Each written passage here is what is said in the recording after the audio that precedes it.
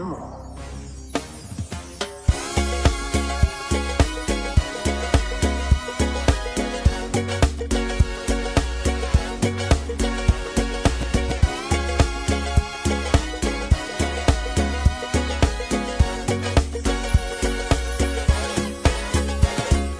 Sabor wapoto-poto, aoy sento eu tu vai tofo.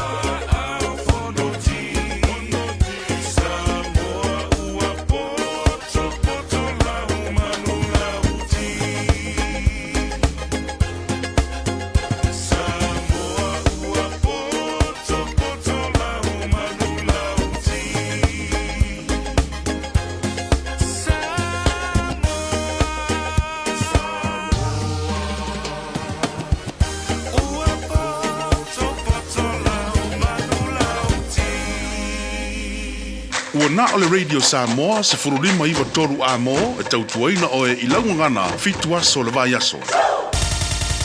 Usi mai alau whaafofonga o le whaapoponga fo ele nei o talafau mai Samoa. Awina sa mai mo oe e lau leiti o whalongalongo le Radio Samoa tasilima iwa tolu a mo. O te whatalofo e lo tātou o tino usi mai le whaafofonga tala taulongolongo mai Samoa. Wa amata whanga solo le nei vai aso i o ngā sami whaatu lafonoina o Samoa. Le awa onga o ngā luenga o le puipuinga ma le saunga le mua le ngā te whale o le Pasifika. O lo a wai wa leo leo e lima ya o fiaida wa leo leo le nā whanua tonu. O le tamai te ipale mi o le malo tausi le fionga fia mena o mi mata awhana saunga e te talalua ia. I le asunga fua le nei vai aso le amatai o le awa onga. O lo a wai au wa leo leo e lima mai atunu o le Pasifika. O lo au fia de por kalame o le puipuinga le malo Australia. Leo lo lango iei ma le malo New Zealand. O lo awe fo i masui sini o le ofisio le pulenga o whainga whaiva le Pasifika. O se tasi o nanga o lo wha malo sia tu la fono wha wao malo. Mo le pui o ngā sami wha tu la fono ina o tunu o le Pasifika. O wha ingo ina lea o onga o le Operation Ika Moana. Ma sa whaia fo i matari malo ai nisi o tunu o e pe o le atukuki tausanga utonai. Ai o le te mua lea ua whaia mai ai i Samoa. O le ua mai o nā whea e vaenga wha ubu whai, o le wha tua i le atua Samoa o tasi wha pele vaenga e pui ai a tau tangata, ele o le tu malo o whare la taima Samoa tau, mo wha lawi loa o wha tō sino o le pālota, a ia pāti wha ubu whai. Ai o le asolulu o le vai aso nei o tae au le i ro tātu utinu, o wha moe a whea ai lea i tu malo i le wha lawi loa, a le vaenga wha ubu whai o le Samoa o poto. E peo na si le fia sa le mautonu tā penanga o le wha lawi loa, a le vaenga wha ubu whai te tonu o whare la tai. O no se tapu e ala le fina ngalo po le fionga tūtasi, a le wha le fitu le ainga taua ana, le ana wha sa i so se lau papa wha ilo, ma wha lawi loa pāti wha ubu whai ma lātu sui tau wā, ai le au fi ai le pāti wha ubu whai, e pui ai a te taua tangata.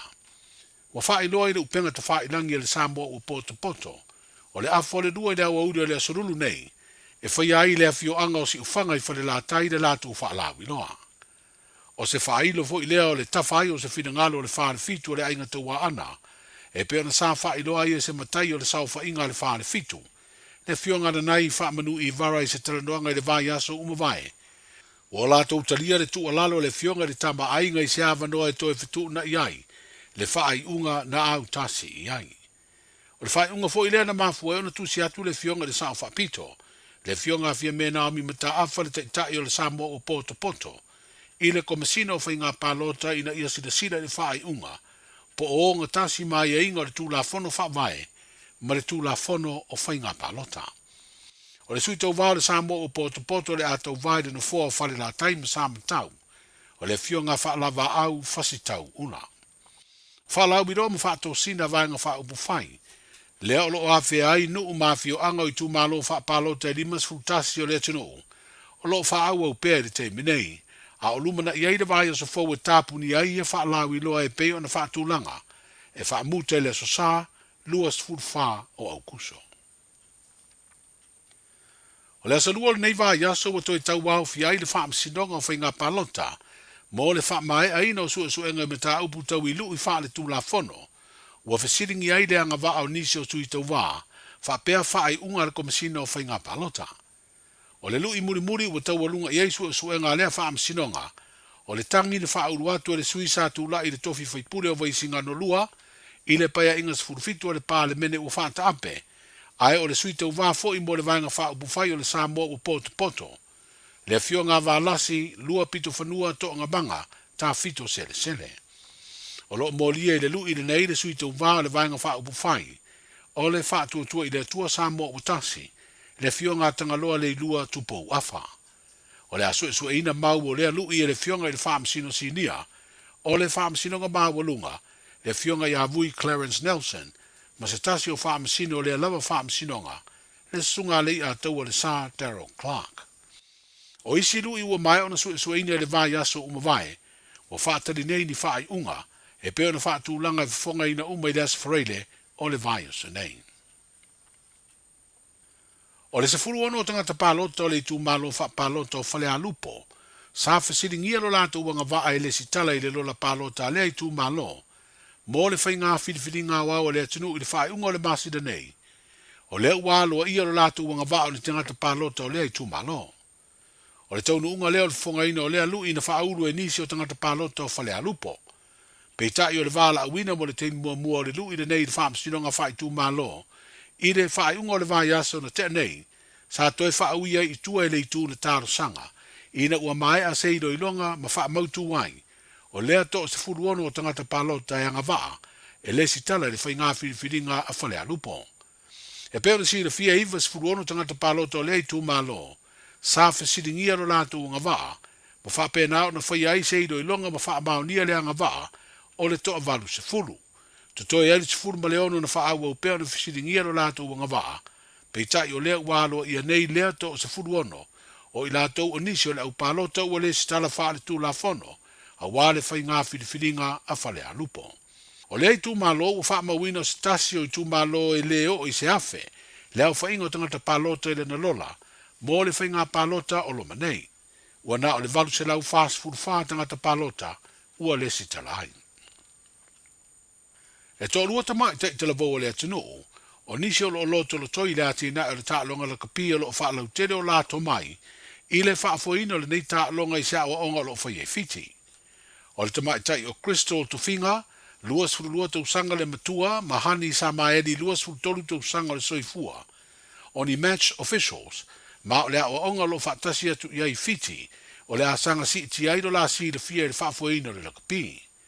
O le a awai fo i la ua se por kalame fetu wha i ale uni lakapia fiti, i le wha moe moe lava e wha le iai le tomai, i le ati na eina o le tā longa le kapi. O ia tama i tai o le tunu e ngā lulu e le whaafoina o le tā minusanga le kapi su e siampini, a o ngai lo tātu o tunu u whape ai, le tā minusanga le kapi wha i tū malo. O le maua lunga tele o le tūlanga o Samoa se a tunu e le ititi le rolangi, i le ati na o le tā longa si i u a mea mamafa, ua whiriwhiri ai nei e tali malo le tā minusanga o le sa ilinga o le siampini o le ipu auro, po le Golden Cup Tournament, i le si u a mea mawhai le tausanga whau. O le tausanga a sau e peo na whaeroa i se ripoti e le Samoa Global, o le atali malo ai Samoa i le nei tāminu sanga tere, a le lalangi, ia maa o se te mua mua o whaia mai ai lo tātu matano. O le tāminu sanga le lalangi i le tālonga si u a mea mawha, sa tali malo ai le atunu o Thailand, i le tausanga le te nei lua o lua wha. Tala i o le nei aso, saifua.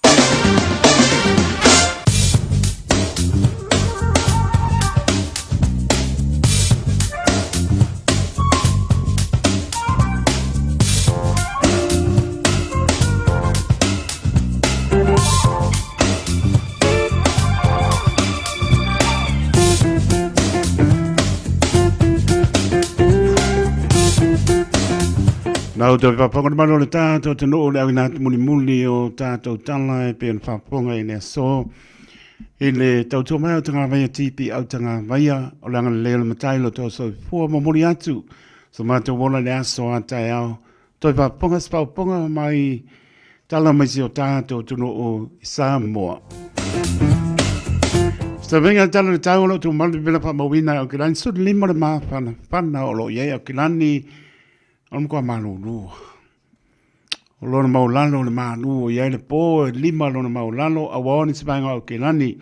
Bainga mo tai au binga po ina tau ali mai lo ngā tono le payaso su lima po le mena pa mawina mo tai au le sululu lima lona malu i le po binga po ina tau le aso tofi sulu no ma fana le aso tofi valu lona malulu i le po. O winga po nau tau ali mai lea suparaila sulu matanga o pia laf me awa o ni smainga o kilani sulu ona po le bela pa mawina i lea suparaila marona malu le po e lima lona maulalo.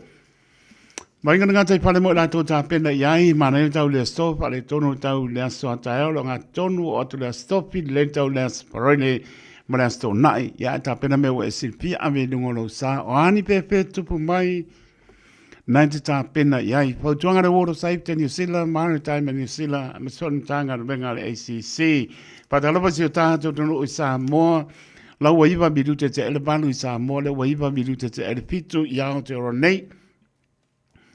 lo mana il tau i Samoa suru matango pia lau ngoto atu manu le fiafia lo awa ni sivango le tunu lua suru iwa le vena pa mona mai Samoa mono manu le fiafi lua suru ma le fa manatua se o tātou tunu i lau te talo ia o tapenatu mo le whainga pininga le pānota e se bai aso i rumo le masina vainga ia pino pātolo wa pena foi ona mana ia le tau awa nisi vaenga o apno peo o mai awapari. Se venga pari nai wai kato, Rotorua, Taupo, Taranaki, Matango, Fia Tau. O se venga pari nai, pe plenty, Pasaratu i King Country, Kispon Max, pe lau mua Wellingtoni, Matango, Fia lo tu maule awa. Se venga pari nai wai Rapan Palmerston North. Ia o lo mana ia suru la. O atua i lalo kalai stete mono nu tu tua oi. Omo koa maa ngai ia le sa ore maru lu, wela koe umi. Ia an tātou o atu po i le tau maa whanawhana. Sto venga nā tala le tau, e wā po ea por klame wha ngā solo, ia mana tua pēsi o tātou tunu u Samoa lau talo. Spuru mi rutu te ele tu lai fitu, tau tua wha o le Radio Samoa, su lima iwa tolu a mo, si meila pa ponga le tātou por klame le hala ngā upu, te pena i la patrenga ia siaba.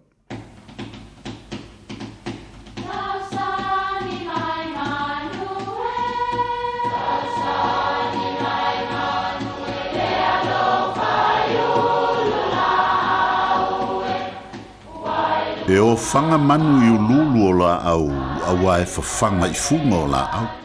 A o le tangata, e whawhanga i upu matala. O le mawhileo o alanga upu mamuanga ngana Samoa maona whaapongai, e a fua i lona si o mianga. O lona lea sao i le whaatufunganga o le iloa whaale aso, mai le tautua se ia o ina pule.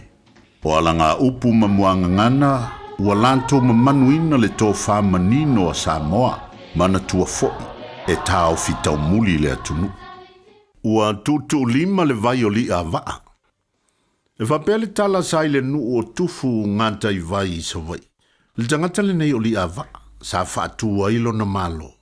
O se tangata sa wā tele. O se tasi le nei o winga sa wā o le tangata lea. A fia inu li a waa i se vai. O na leina lea o tangata e a mata atu i le mea o ta otoai. E se ia o i le mata o le vaipuna. E le lola e le tangata o lo tu i le mata vai, le pupu vai.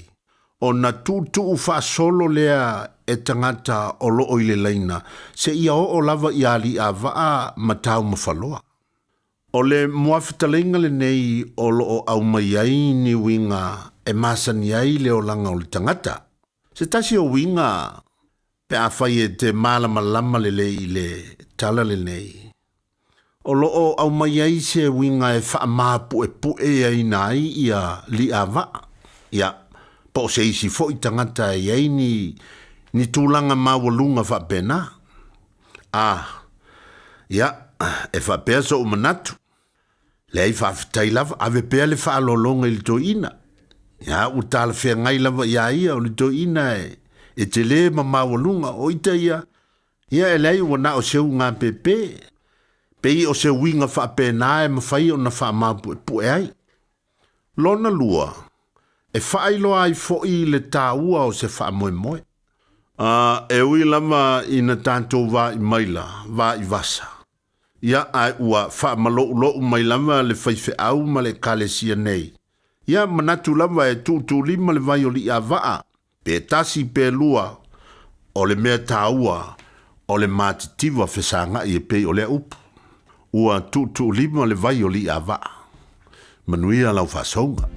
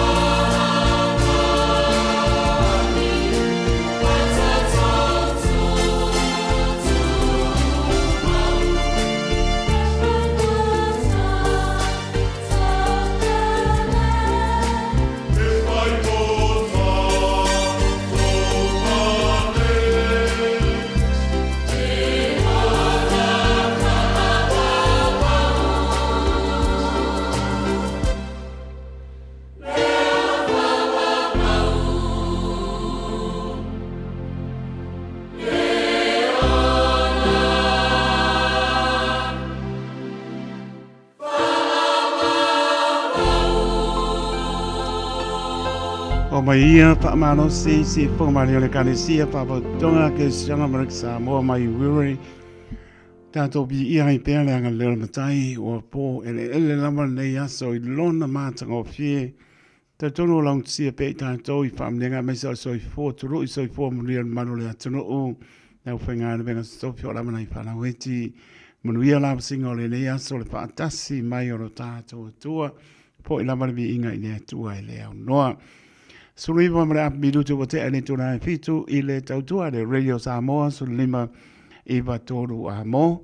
Le lau leo whoropan pataro patoa le pa i maulunga o tātua tunu o mai lama i maunga maulunga pa ia se o pito i titi tā lofa lava ma nole so i fō manuia pataro pa poi leo whingalwenga tuto pia le atua o whanau noa manu a wasa mo moa ta eao tā lofa lava pataro pa e tunu e manu le tunu ma loro tau pati mai le hao mare po, ba mai pēr, tau langolanga mai se lo tō pia. Ia te whaaponga mai e le tau tua de Radio Samoa o musika su i floi e por klame au natu ia mo po se anto se me tāhua lea o le pia lama o se mai na au sili lea i lo so i fua mono tātou wona. Ia pātalo pātu ia tunu mano le tunu tālofa lava. Pātalofa so se mautanga sengase i mauta malawa. Lo patau tolian mano le tunu i ngasi o le tino, whoropan patalo patu, hapena po i lato tuli o lato whasaranga so stoi se lo patu ma patalo patu, pa mai se lau pia, ia po i mai, ngona lama wha maulano i lumo le li, tatu woe o po inga le soi fua mreola, mo ia mreon fil ngalo patalo patu, o lama na yalom whanau, ma alo tamo teine, ma alo po i whaibola tunu, ia mes po i na yalom whanau sa pia ngai ma onga, Famnia le li, mana tua tama mana tine ngana no mana tasi nal me alofa le ton po ina ya i tātou soi po e tō mātua mora e teitoe tātou te pitufa ia i tāla talai ia famnia le i o tōru nai. Whangasolo tātou Paul Klame nei minute hui nātu ia musika so i floi so atu ai maritalo tātou leinoa so i fuan maro tātou tunou tōru pitu tasi lima i vatori numera. Yeah, por tanto, email for you on the air at radiosamoa.co.nz Facebook page, marungo le YouTube channel. Yeah, whamano, pai mari melo sa, pa apa fitu. Yeah, na mai po le po ia nei pa silanga i anga mara fanga pa tonga ia kalesia manu ta le balu. Yeah, sil fil maro ta to por clame manuia la pa so. Yo e tala lasi sa mo na lava se tu langa pa so mai o po in mani la sa fia mai na nei mortato por clame o le bau filipili o le na apare tu la iva to e por clame a reto le ola te pena ina sunga le pa penga ya alessana poi mono makafi tato por clame na mole pole salua ya patabati ya e sau j moors per po ya pa ia pula e galo fai ya Ngata leo le lua ame sa tu pola ia papo wina tanielu mara ainga lo mabuta mai i o tara lo patu papo wina tanielu mara ainga pe fo ia pali sina leo pali ia ma lo lama pat smai te visa ene ia lo pat fo i mariele fiafi alo fai o ka umar tau ma panfana e o tui le tponga lo mabuta mai i Amerika. Ya, ma no lama pa tai e ma puta mai ya tunu e mau bi tale pa niko ala iwa ya ma no lama pa tai sina na manuia wa manuia nga venga le nei aso tala ba fo ya sina leo ma siona tu a china ya lo salia pa li ya ma no lama ma puta mai manuia fo show tu a china yo Awa misi se suapa le kai po tai vitale fa niko ala iwa ia lo patu kusa le ka o mel ponge mako na wa matana I fo le manu lu le wa lu su to lu minuto ba te le tu la fitu ya na musika ia na wa watu le pia anga po fa tu lo watu o mai pa pia sa mo ne pia so elem tato was so I fo Radio Samoa. Taslima ivatolu. Ama.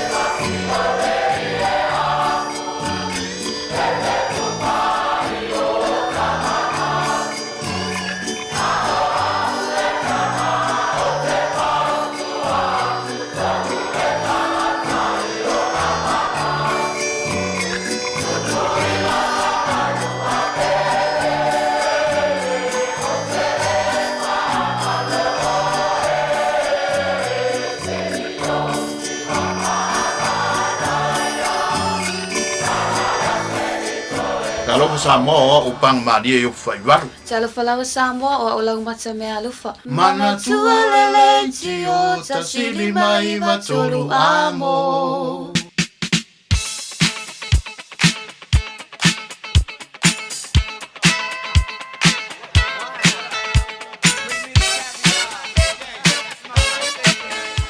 Raumtaro tato leina sa mora tu pele tolu pitu tasi lima I watolo no mera.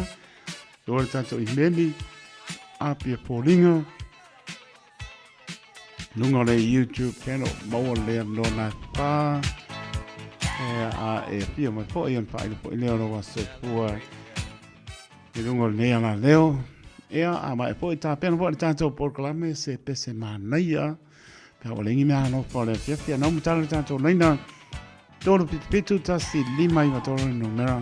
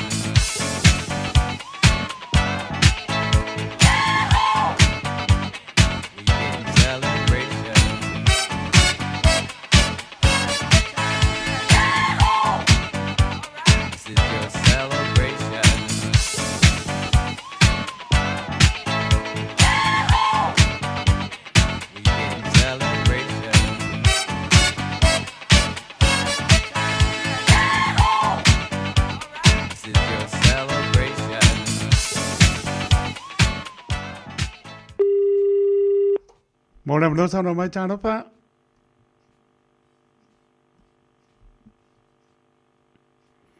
Mora mno sa no mai chano pa.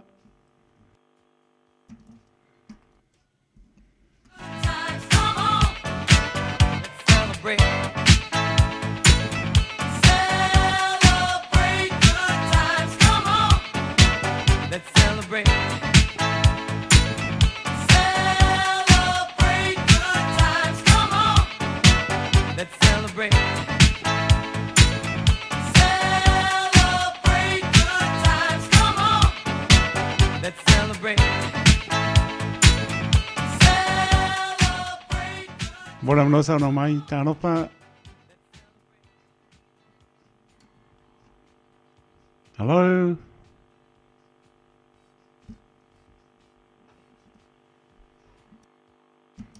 Chano pa.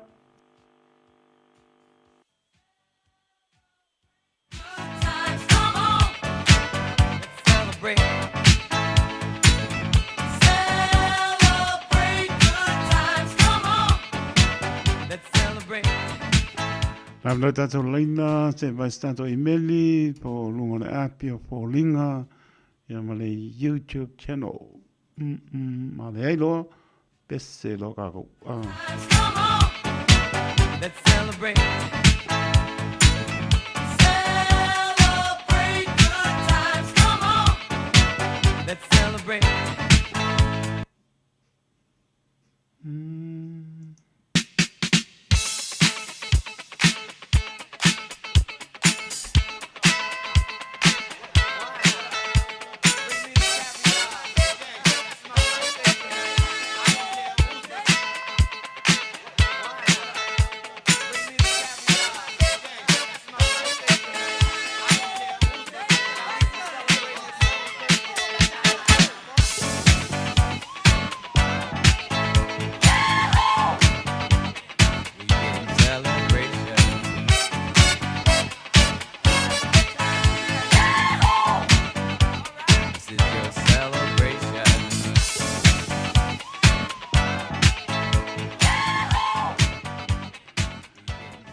Tono mai ai i tātou alofa anga o soifua.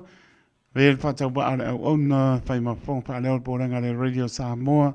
Whamri atu a soifua le malo le tātou tono o i ta mā. Tina o uso matua pāpinsa o lawanai pāna witi. O tō umalawana whamri atu a soifua i le so. Ianga le peano tātou atua. Toi whapopo nisi tausanga stele soifua maulai. Tātou manatua pēa ia abea pe tātou e whaia alona whingalo. Manuia tele o tō soifua, happy birthday to you. Le walau mai ia Ramle Moa mai Cleanliness. Le pesele le White Sunday mai a Rhino. Pamne a soifua. Waluaku le mo.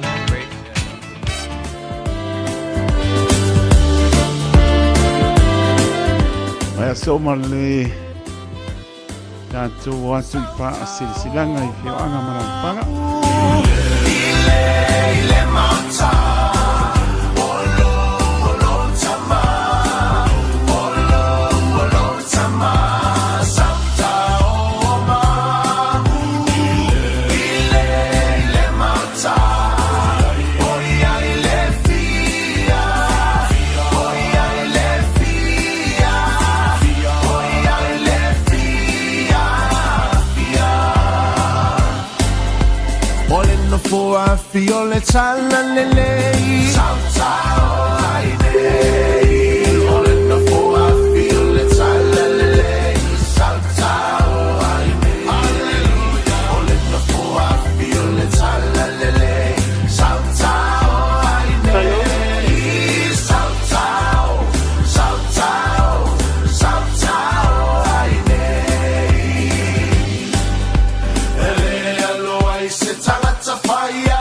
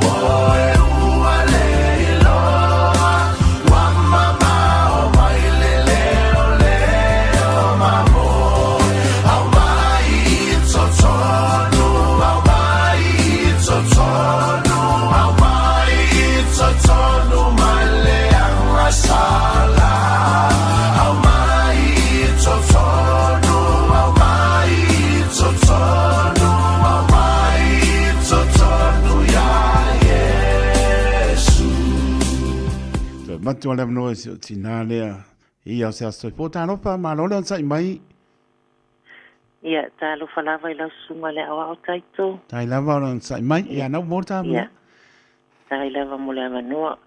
Ona ole aso whanau ne o se tase whanau o whanau o lo.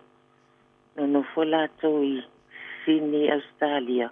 E li ile o Filippo Soli ia wa to ile aso neilo na sfulu malvalu on tausanga avele vi inga malfaftai e tua o mon sitia. Taya Malaysia ni aso after ile tu ni tausanga tele wa au dia mai le atale ye fa manuia la male tu ile uni me alofa a le inga mal fa fitai wa au dia mai ne ya tale ni tausanga tele ya o lo fa anga mai au mo au na ma fa na manua mo le atali I sini Australia o lo fa anga na manuia le tua I lau sunga tai to mo tiu to nei po alo fatele atu. Ia alo patoi. Manuia malo longo le po. Ia fa pena fo I lau sunga pe I umal manuia ia ngā luenga nei fiasi alo fatele atu. Ia alo patoi. Soifua mai manuia. Soifua ia, soifua. Tai mitu le mai spruono minute ona tālo le tula manu tālo manu le bau pili. Te mai po inai pa silanga I fio anga mana panga.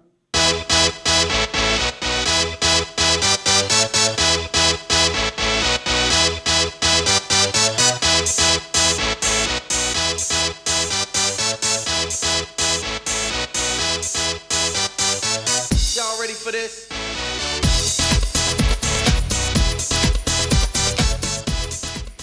O le ngana sa lo minga o le tusi o le so ngā whaatiseai ma le lo minga o le wau pili.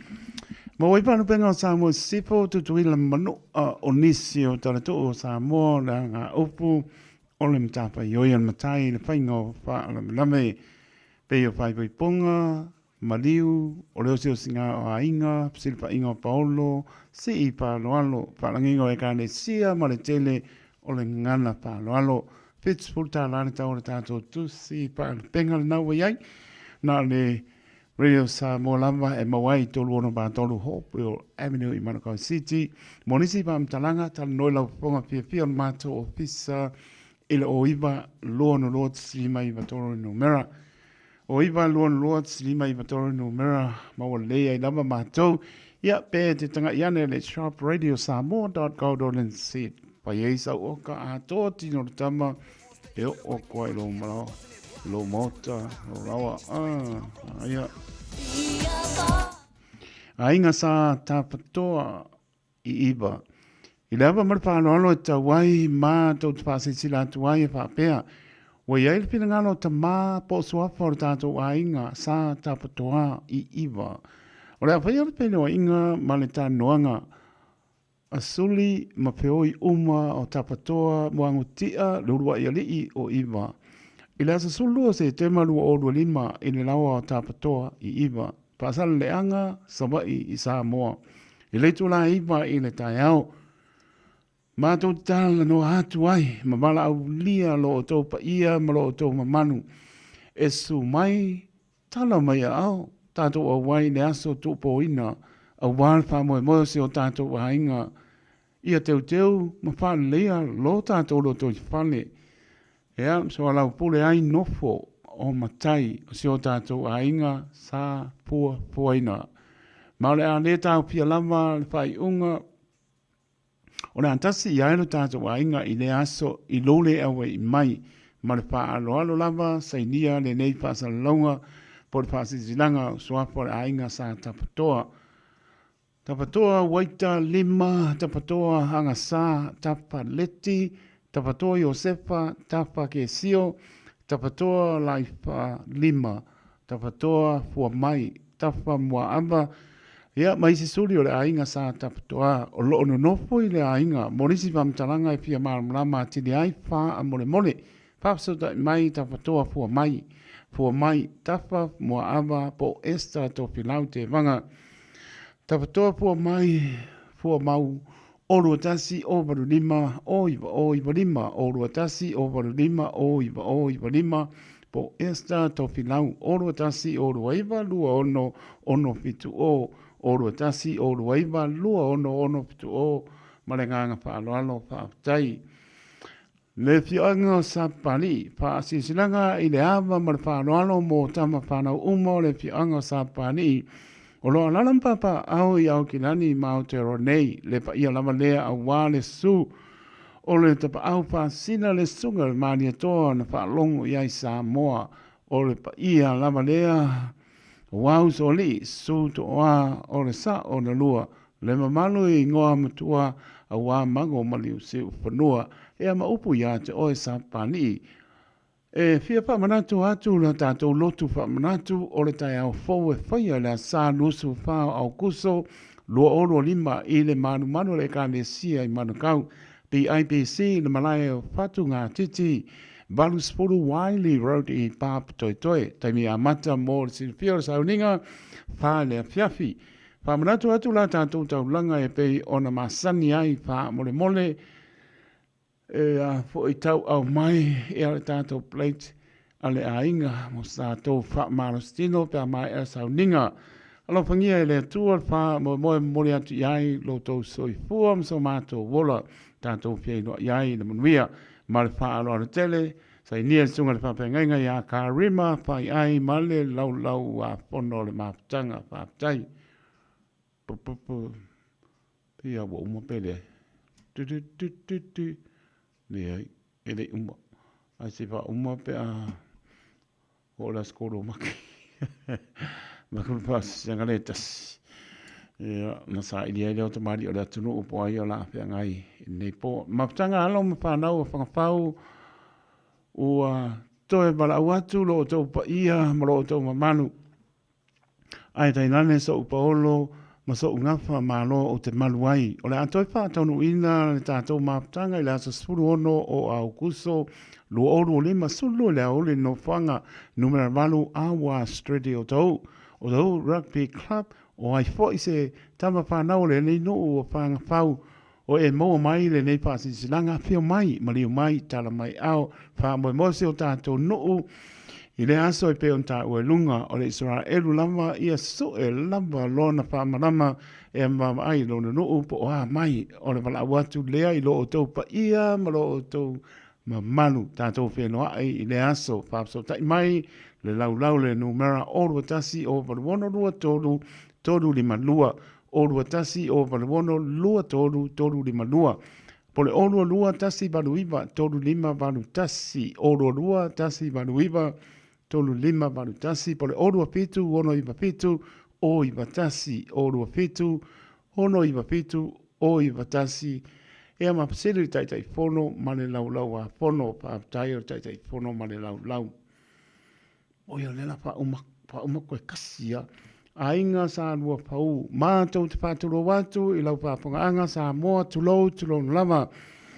Le hawa tele ma le whaalolo mātou te pāmanatu atu ai le mafutanga i a inga sa lua pau, ia e maise paolo mangafa e malu aisi o mātou a inga i le pito nuu o tā pito i maangiangi. O le apatau nuu ina le tātou mafutanga e pei o na tala noina i le maota o le fioanga. O le fionga le taitai fono, so whape salo plaisi o tara, o le asolosu tolu, o au kuso lu o ro lima le tu la sutasi i le tai au, wha mole mole, mana tua mai sau plate, mo se tātou wha marastino i le aso. Nisi pamtalanga tala no mai a te au, ede o au.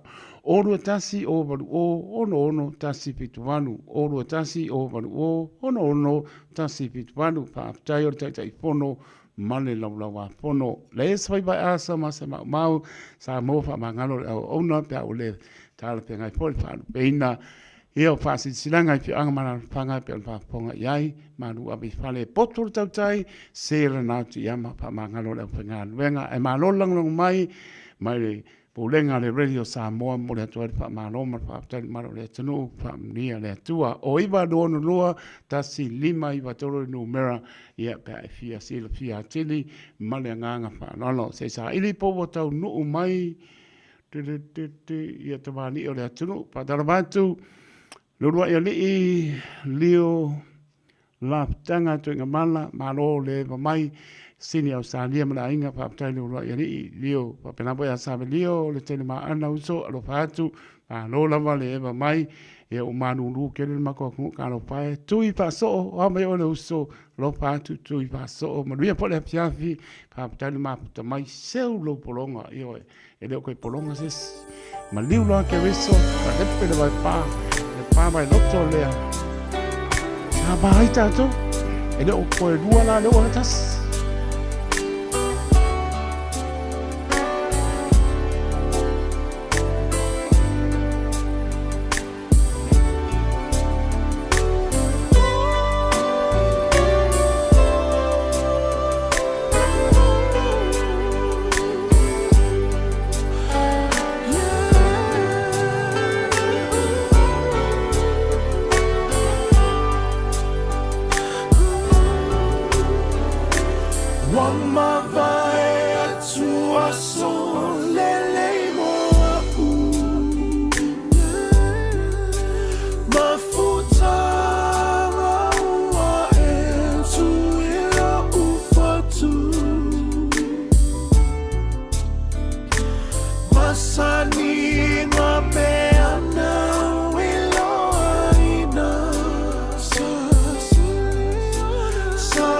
Siciliana, oh, ever ilema.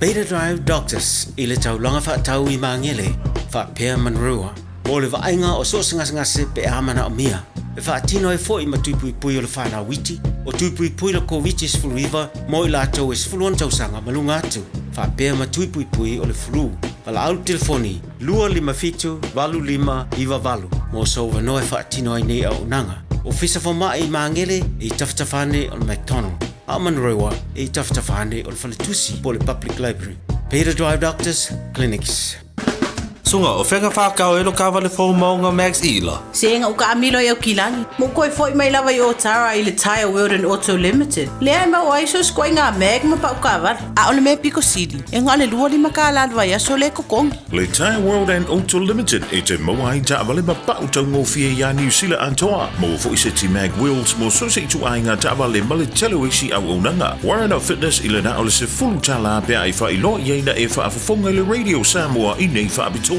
Talia wins quotes, cue cards, maisi. Walau lo le Tire World and Auto Limited I le lua fitu tasi tolu o mo pa uta avale. Po le lua fitu fa tolu lua o mo le fale inisinia. O le manu lula wa yeita to I New Zealand. O le mawala vo le lua se lau tala I le se ia le Digicel. E vave eina mawhanawhana I o e Samoa. E se fulu fa ilonga ta I lua se lau tala e anga vaa I tato I New Zealand ma Australia. Pe halafo se top up luas fulu lima tala pe siliatu. E whaunga ai le ClickX. E te anga vaa fo I le se I pe a whaunga le ClickX e lafo ai lau seleni I le MyCash a le Digicel I Samoa. O le awha yele se I Australia te tasi. Ma o le ni whaabitoa e amanta I le aso whao o kuso. Ai mai e le aso luas fulu male ono se tema. E ia inga o le ni whaabitoa seki a Digicel. I feel lower so sad. Omega ka. Diana knowing more. Omega ka. Tabale tamo fie. Omega ka. Feeling my loyale Omega ka. Omega Cars, lua selau Cavendish Drive I Manukau. Po le telefoni o iwa lua fitu lima valu tasi lua. Susu mai Manukau ne Omega ka. Umalole keisile Omega ka. Radio Samoa Tasilima Ivatolu Amo Radio Samoa Tasilima Ivatolu Amo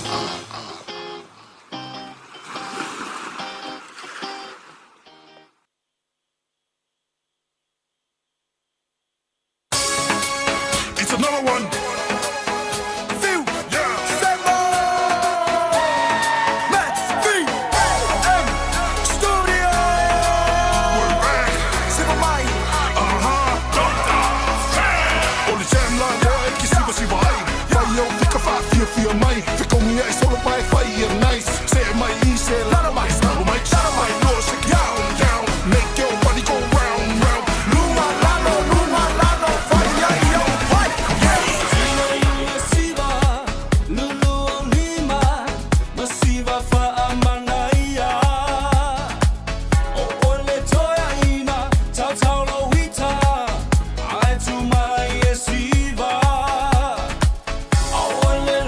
Tua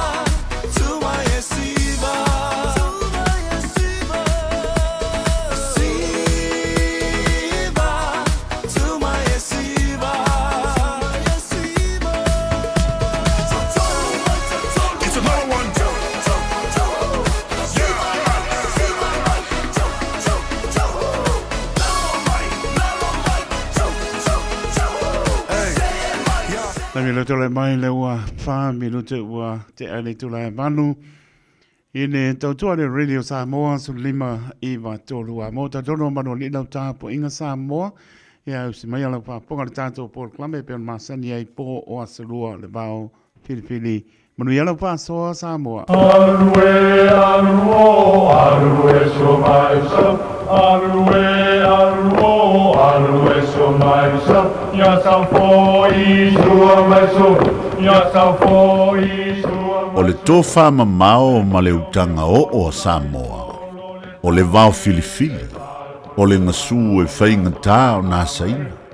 O le ia i vivia e au ngata.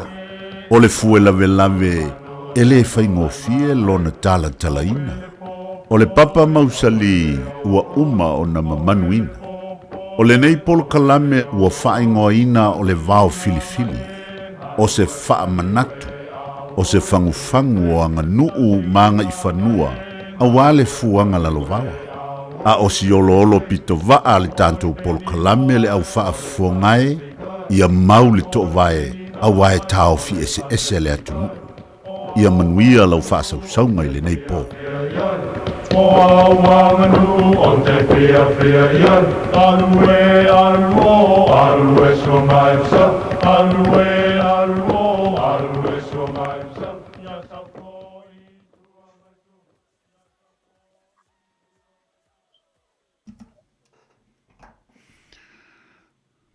Alo sai puala po. Alo le. Oringa mai a lau talainga lo po jarjono wa wana oi po lo sa nei po le mo mai a mo mai le talainga ya siama ia upa pena la mona tu atu ilunga ma ngang pa lo pa pon manu le tunu wa lo po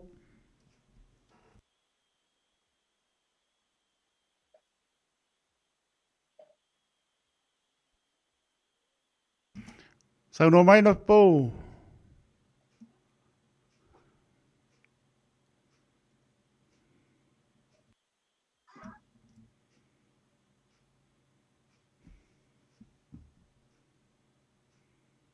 Mau mai tai. Ia, lau mana ia lau manino, sau no mai. Lai mai lau ko fa. Le wa ko mai ma, le bo manu lu ma to ma ne pa ponga le tru. Na ko pa le pe mi ko sia ba pe mo mai sia no nei po. Ja. Sa, ja. Ele mo mas fa dinga vo le talenga ia sia. Salo ole tu ngie fe au manga luenga. Ia. Ja. Pa tai tu. Ai. Ai mo le ngā ruenga whitai nei fiafi lau tūte nei o ia fiafi. Ai nama. Ngā la foi o na manu lulu tau o tino i whapena foi nei. Ioi. Usa tātou i tau. E ka tei le rofo le li wa. Mau o foi se whelo inga i lunga o penga tuwhai langi aro mau pelo so i fua lau i lei. Ai. E whapea foi so mātou wola wal tau tua ina o tātou o tino e le ngata i nei tunu o lo tātou iai. E whapea foi le tafa e fia nei lalo langi, ma roso i fua mene langi ma. Ia, sa moa o te telitonu o pa ia mau manu o le ale ngā whatau li maina si whamatalanga. Ale tātou Paul Kalande. O te manatu o pa ia ma malu o le tātou o tuno, ia, wa nofu fale ia sa tu ia mai o tō finangalo mau mātou loto.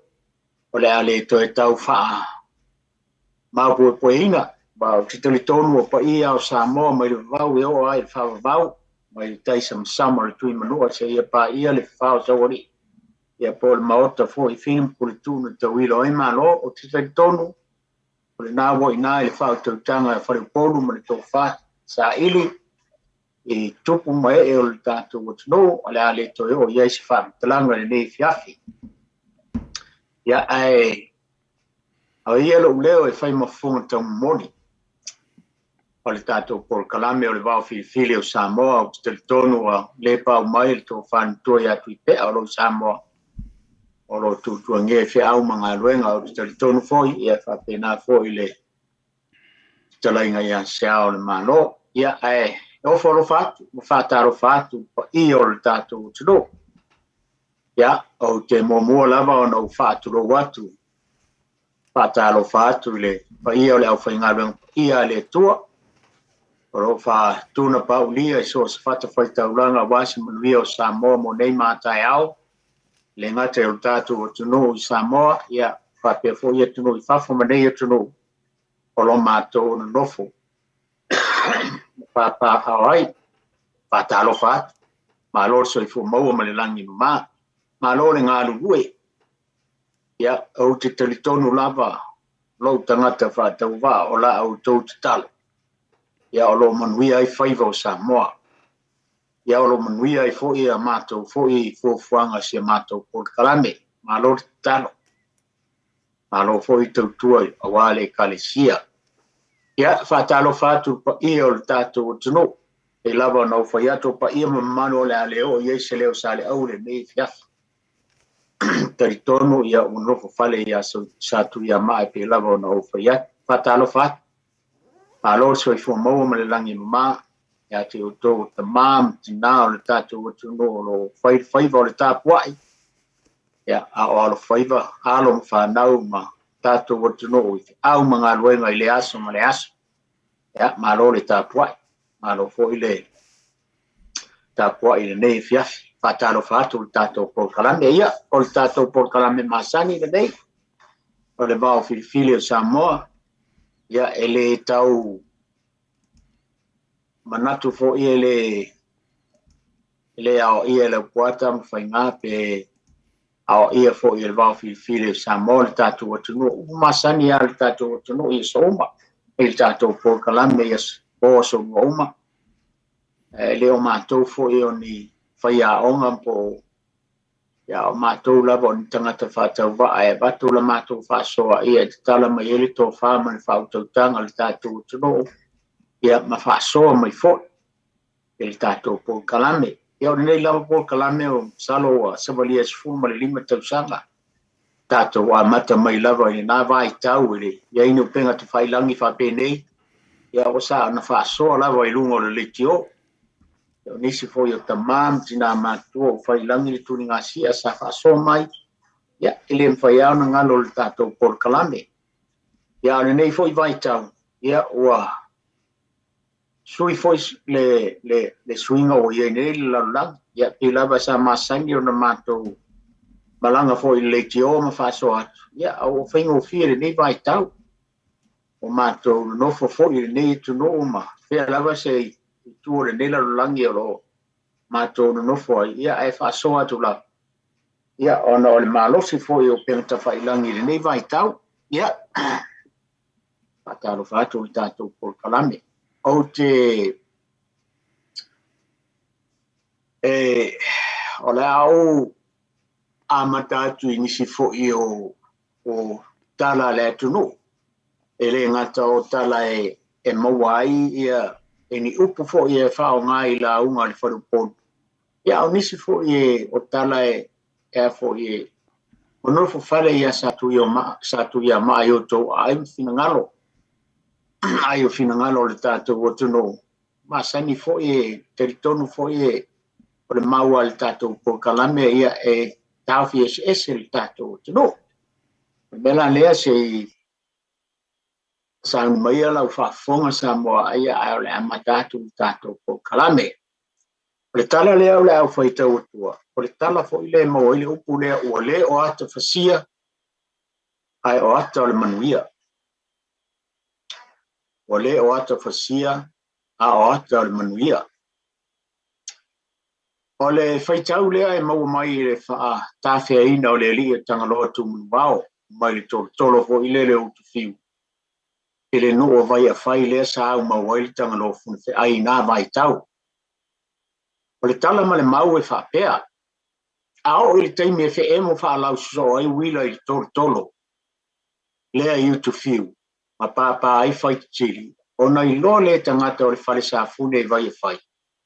O le a iai li tangata o le a whai le aso le li le meo tangaloa tūmunu wao. Ua a vea le a mi o le li le nei na mafua ai o na fono le whale sa fune se awala. E ma whai ai o na fo ia lona sa wā. O na o lea i le siaso o walu le whaiva o le tiu malie a tangata o le nuu. Matanga loa tu manu wao. Malona au va e to avalu. Ai ina ua vai atu fale sa fune ua moe ngase le li I malona au va.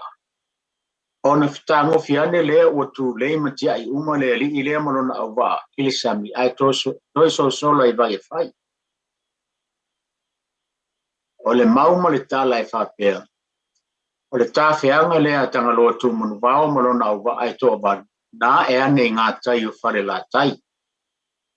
Ai ina ua I loa e le li o whasavalu o iai tangata o lātou solia lo lātou ngā tai whare.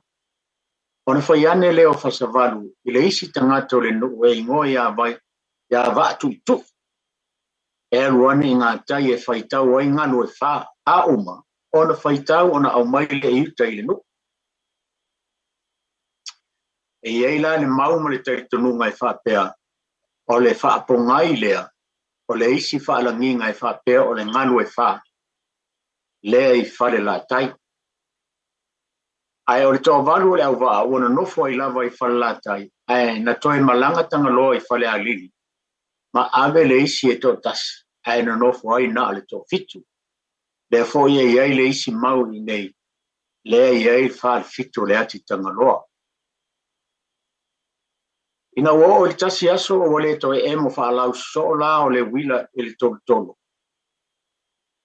Pa fai tili I tu fiu vai a fai na le to I aise sa wa ina o le to I ai fo I matanga loa tu manu wao ma o le to I fefefe ai fo I tangata o le fale sa funi o le whape ai loa lea o le nuu o lea la o emo le wila le o le o ata fasia ai o ata o le manuia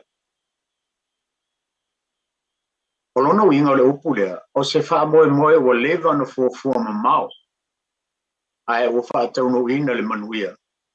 O le aini pōpō ngā o toe fōtua I mai. Ma nei e tele le fwoi tau lea I sau fōnga wholanga e pei o le nei. Wha aftai le lofa maleanga le lei o le tātou tapau le langi o tātou wheiloa I lumo nuu ai leo tua nuu. O lea fwoi wa emo le wila le lei o tātou le wheiloa I fo I le ata whasia. Ai o tātou wheiloa I ata o le manuia. Wa o sau le vaana tiu. Tau mai le vaana tau. Ai o lo mamau pēr lango le vaana whaua whalau. Ia, e tasi na tātou tala. Le o tau whaafonga mai. Ia, tai tonu fo I le anganga man wha moe moe a whai fo I isi tasi o whaafonga mai o lo iesa na mau. Ta lia man whaalo alo lo Rau sao pe a whapea I te wala au mai, ia, whetalai mai fwoi masau no mai se mau, ia mai se fwoi o la tō mai le ala whama, ia ma le fwoi tu mano whare la tai. Ia wai ai pia o no whai atu, ia e tauwhi se ese, ia ma mau se ese o lo tātou. No, on tātou o mai le isi fwoi tau lea, pa le isi upu lea, whai mai le upu lea, ua le liu le vai o sina, ua ni liu le vai o sina. O tala tu o le tonu I le ingo sina, e tele malasi teine wha ingo ia sina, le aisi le fia le tātu o tonu. E wha pere mau le tonu o teine au le lei mai wha ingo lava ia sina, e iai sinane la, e le tala fo I ro mātou nu maisi lava mau ia sina. Ai o le sina lea tanga ua le tala le nei, o sina fatunua. Sina fatunua. O le maure nei al tātou Paul Kalami. I le mafu angan mafu aire nei opu. O lea o le au wha amatala I nātu. O le teine o sina whatunua. Masiana whanau teine to lua sāno nofo I stasi. O maunga I le tūmaloa ana I ngā uta o fasto tai ma le umbenga. O ina, sāno nofo ai se nofo anga I eise vai e puna pea ia so uma. Ma tawhe a ngā I tai le ai o le umwenga. Ma whasi tō tai. No I stasi aso sa whaatono ai si nā whatunua si ana whanau. E o ane matauro sami e utu ane ai sami ngā tai o whasi tō tai. Ma le umwenga. Ai pei tai. Na te ena nei tēne tangata o whasi tō tai. O le mafua angalea. O le ita o si nā whatunua. Ia tō uta ma tō tai. ona o le anga ina si ana whanau e tangata o le mu.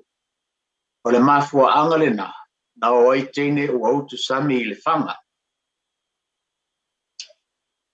E tau nuu le whanau o sina whatunua i le whanga, o whai le whaiva o le tautai, o soa a mauri, malona ainga. Na whesili li toi ina i teine, po whea e o iai, a e tari ane o la ua, e o mai e utu sami. Na whaatono le toi ina i a teine ave ane le tauro sami, a le isi e utu ai ni sami, a e whaatomu i a le isi tauro sami, a e ave ane le ipu, o le tata, sa asu ai le sua li o lona ba, o a whaatomu le oka ia. Na fo I teine I lola ua tina o sina whatunua mali fia. Na ui ane I ngā tai o wharise la ai masaa lo le oka ia. Pai mai le mau, o ina na liu maa ai le oka, ma le ipo lo iai pele nā maa, I ngā tai o wharise la. Sa tala no fia re teine o sina whatunua msiana whanau ma whaamatala I lola ua tina le anga le li tele. O le tautai o soa a mauri. O soa a mauri malona ai ngai le aise vai e puna e whaalanu ai o lātou penga. Pe a e o lātou whaiva. Ai lātou te whao ngā vai o tufu e eli le matawhanga. O le mafua anga le nāna le liwa I loa le teine o sina whatunua. O puni tia le vai e alu I whasto taima le urumboenga. Ai le liwa e whaatafe I le whangai. Ya soa mauri malona ainga. Ona o le tau I lona anga le lei. I lana whanau. Ai pa ngā tia ai fasto tai. Ma le ulu moenga. Ya o le tātou tala le nā. E eilo teritonu ngai malam lama ngō fia pe a whai tau ma le mai le ngā le tala lea. Ai a whai e whaawinga ina I te lelo na tā ua. E no whai ona o wha upuina o se tau I lo wanga I lei seisi. E pei ona whaia e soa mauri malona ainga I whanau o sina whatunua. A li liu fo I seisi tu o tau e sina whatunua I a whasto taima le rumboenga. Ina ua anga le anga ina si ana whanau. Ia, o le isi a tātou tala na nā. Ia, ai whatua ne iai. Sau fina ngalo le tātou tala na nā.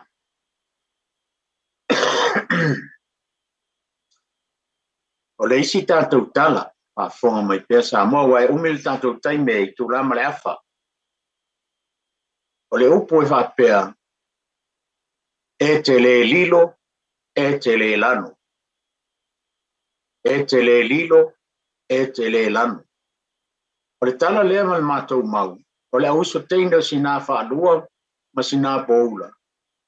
Ma o la mātua, o le toe ina whaalua seu ma le whawhineu, sina la loifi. Mai le nuu po le ala le whanga o lili. Na o le tasi aso na aru leo whaalu seu, e ta seu, ai po ane laba le aso. Ele I toe fo iane I lona ainga. O le mafo angale na o ailane whanau I sa ili, ai le maua.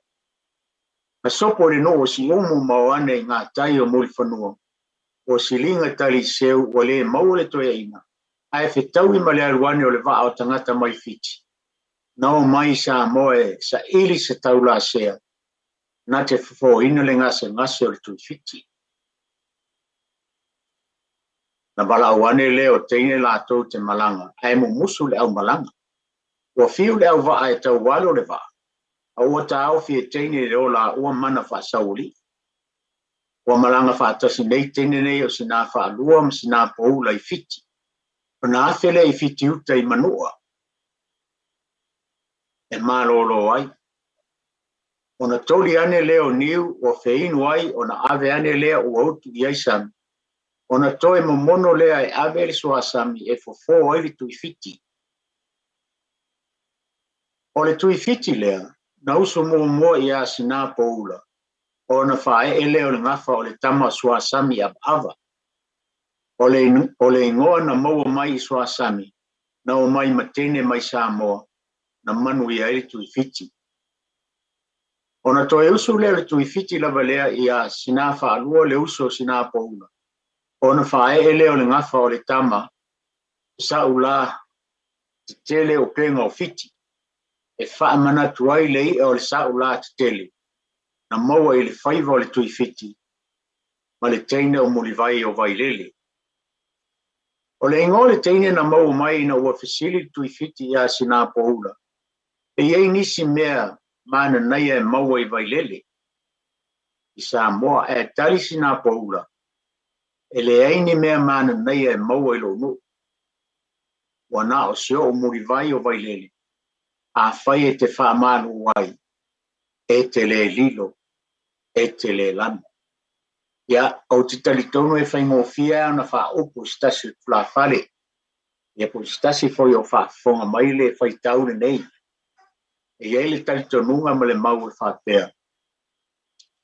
O se upu e whai na ua mai ani wha aloalonga, pe a whai e leo wha mali inga i lau silsila, le mama au ua avatu lai tu po le kalesia, ia, o se paolo fo, o se tasi foi o aini. Ia, pana e whapea loa le ia wa mantua lava le tala e whai le nuu leo vai lele. Ina ua fisiringia le tui fiti le tein leo o muni vai o vai lele, ina ua fisiri pe ieini mea le lei i rato o tunua e whamai e le aini mea. Manatu e maua i lo le aini mea mana naia e maua i lo nuu, wana o sio muni vai o vai lele, a whai te wha malu wai, e te le lilo, e te le lano, te manatu, e wha pe nase la ngona o a inga ia ma le nei tu o le ainga. Wa e le lilo, e te le lanu se wha alolonga, ia e wha pe nalo whangaina, ia e whaingo fia, e a whatu ane iei, ia sofi na ngalo i na upu. Ia malo lava, wha fonga mai. Dere ana i upu ia e watu e au ngai, wha fonga mai le tato. Tato o mai le isi whaitau lea. Ua sau fia lele le manu na i utu fiu.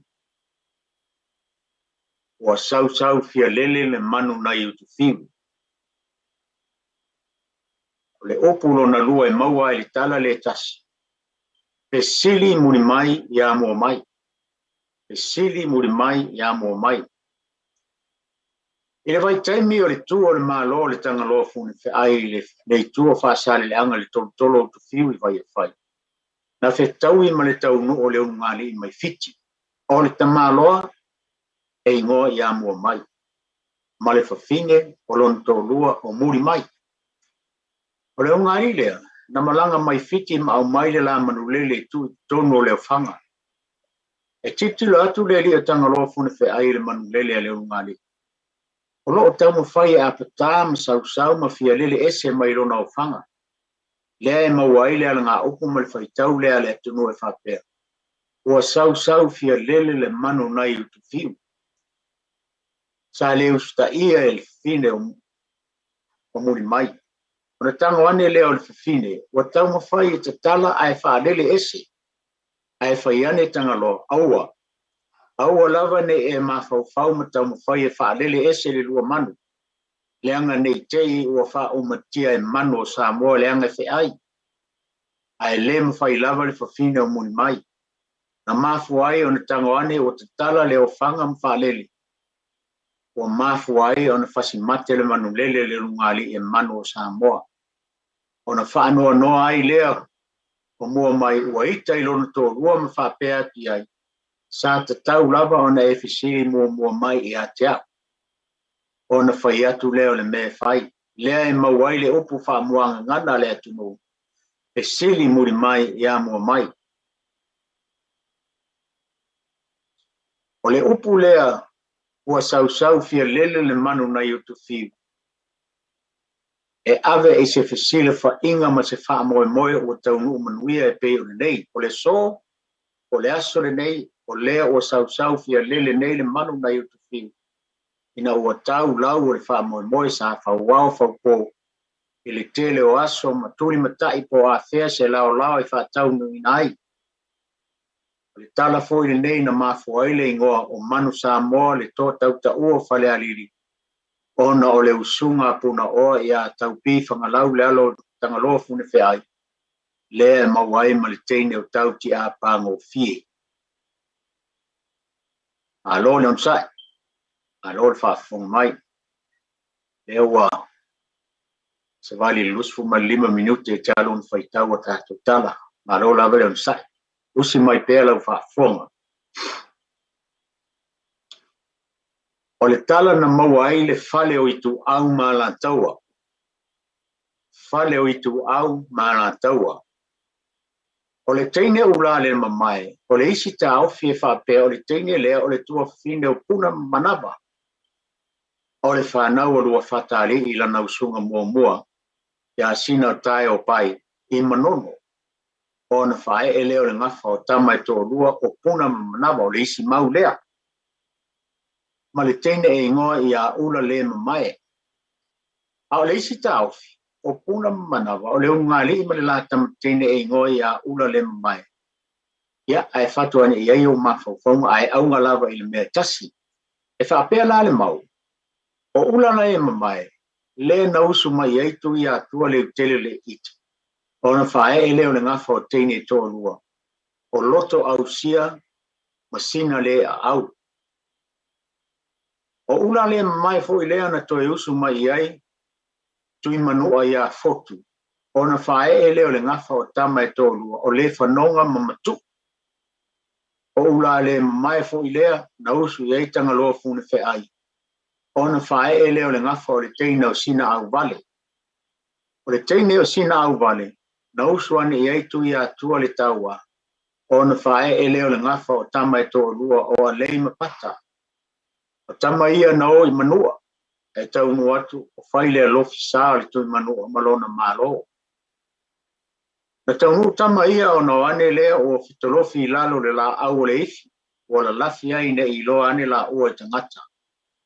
O le mafua anga le na na sui ai o la ingoa, o le ifi ma tau tolo i tua.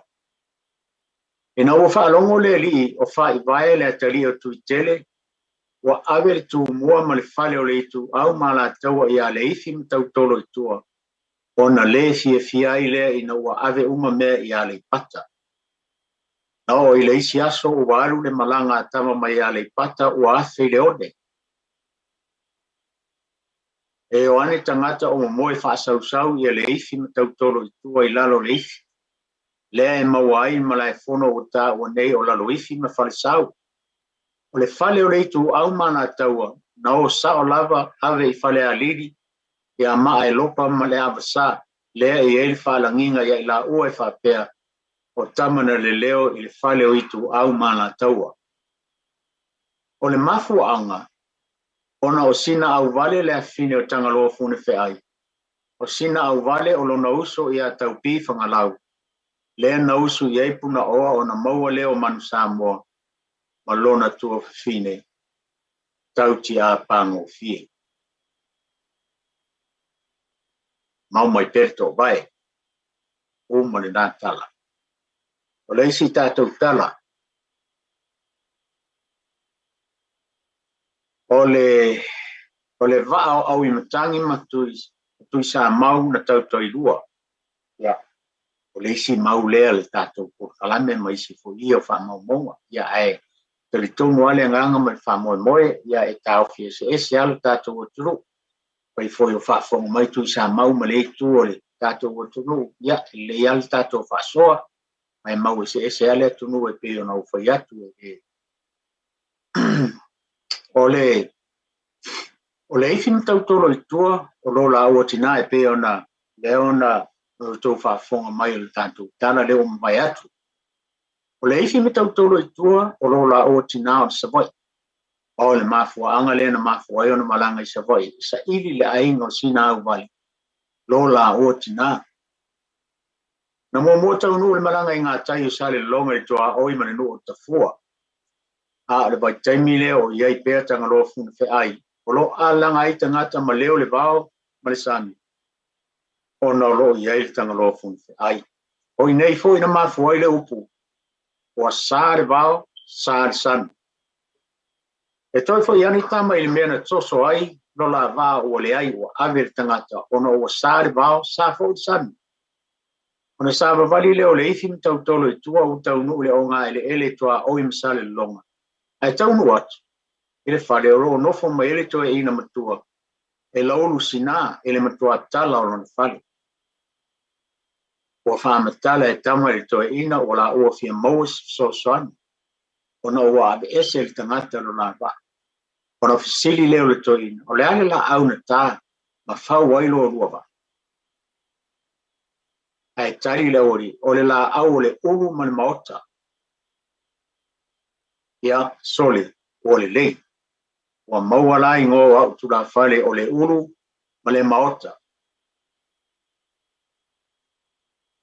lea i ele whaapenga e whaapea o le nu o tafua o le afio mai le tau whaasina ma lala mtuatala ma liu mai lau fitalainga le maota lau tō wha le ulu ma liu mai o le tō loto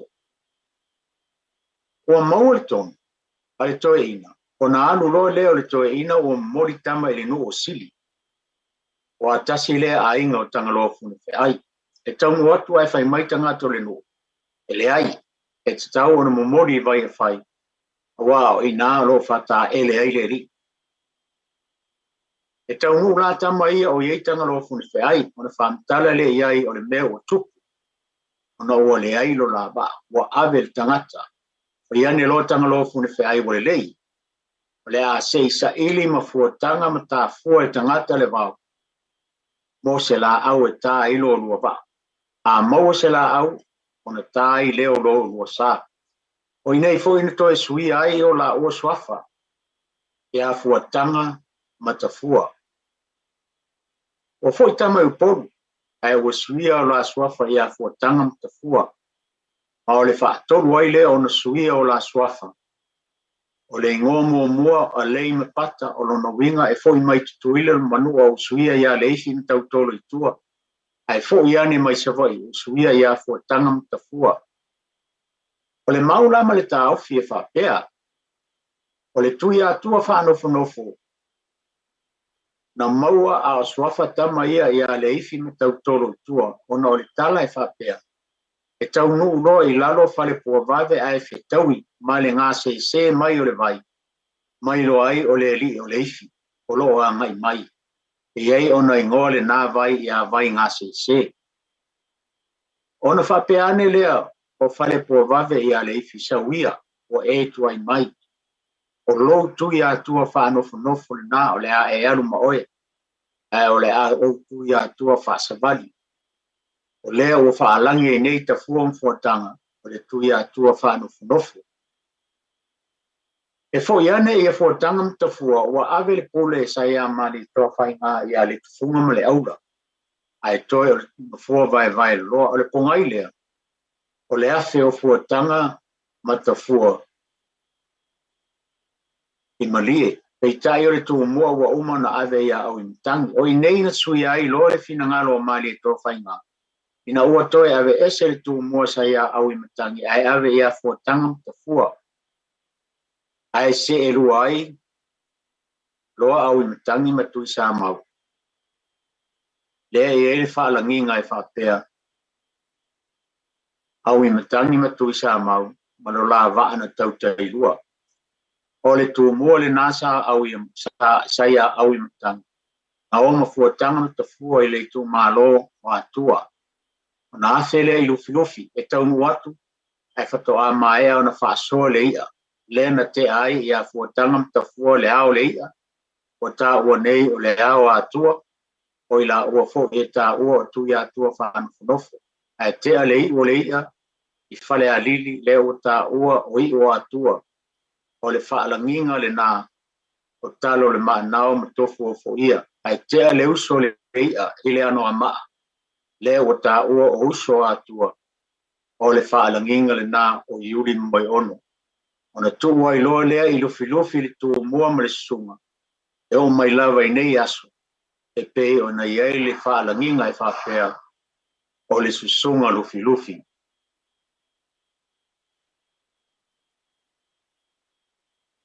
O le isi tātou tala. Mau mai pere tō vai, mau mai pere au whaafonga sa moa. Mau o staimi o tātou whaasoa lea, mai lau whaasoa. O le upu foi le whai le tū maro whale a lili. Le upu lea o ta fia whale a lili fua. O le upu lona lua, o manu ta te tau mawai ai. O manu fo i ta toi feilo i ai.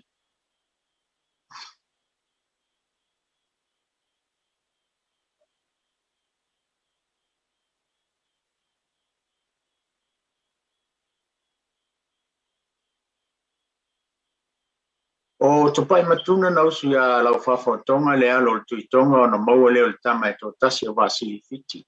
Na mafua na maua le ingo le tama o na sāmalanga i tonga le lungaria tupai matuna ma lau whawhatonga e whanau wai. Le a inga o lona tama i tonga e te o whanau le tama i lunga le vasi. I ngā tai o Fiti o na whai ingoa i lea ia Vasili Fiti o na winga. Tōto lua o le Samoa le tama ai o le tonga lona tina.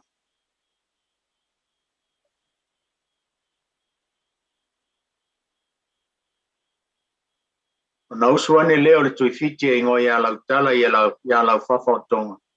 O na whae leo le ngawha. O tama e tō lua o tau o fiti e iei mata autu i le nganga e maunga. Tau o fiti e iei sa taua ma le teine lenga le tuitonga e iei le tu o sa lenga. Mana tua la a tātou tilo i le maulea o tangata o le fiti lo lātou tamaa. Ai o le tonga lo lātou tina. Tafi sao maulea. O le mau mare ta ofi o le tala le nei. Na o ina toi le leile a ingo to pai matuna malau whawhaotong. O na fo iloa lea i Samoa ma ave whanau. O na ua toi na nofo lea li o to pai matuna malau whawhaotonga. O le wheu sua inga le nei na toi e whanau o ilau whawhaotonga i a to pai matuna. O na whae e loa lea o le ngawha. O le teine o foto Samoa ma le tama o lili o le langi. O le tama le whapea le mau ma le tau fina usu ngawha i whale a lili. Ma o ia sa nofo i le nuo sa talo ma whau wailo na whale e nofo ai. Iei o na ta ua o le whale o lili. Lea e mafu ai o na maua le ngō le tu malo o whale a lili. O le tasi na mau. O le tama le o lili o le langi. O na suli le li o tala o le vave manu mānaia. Na usu ia vanu matu o sare sa tele o na maua leo le li leo puna oa.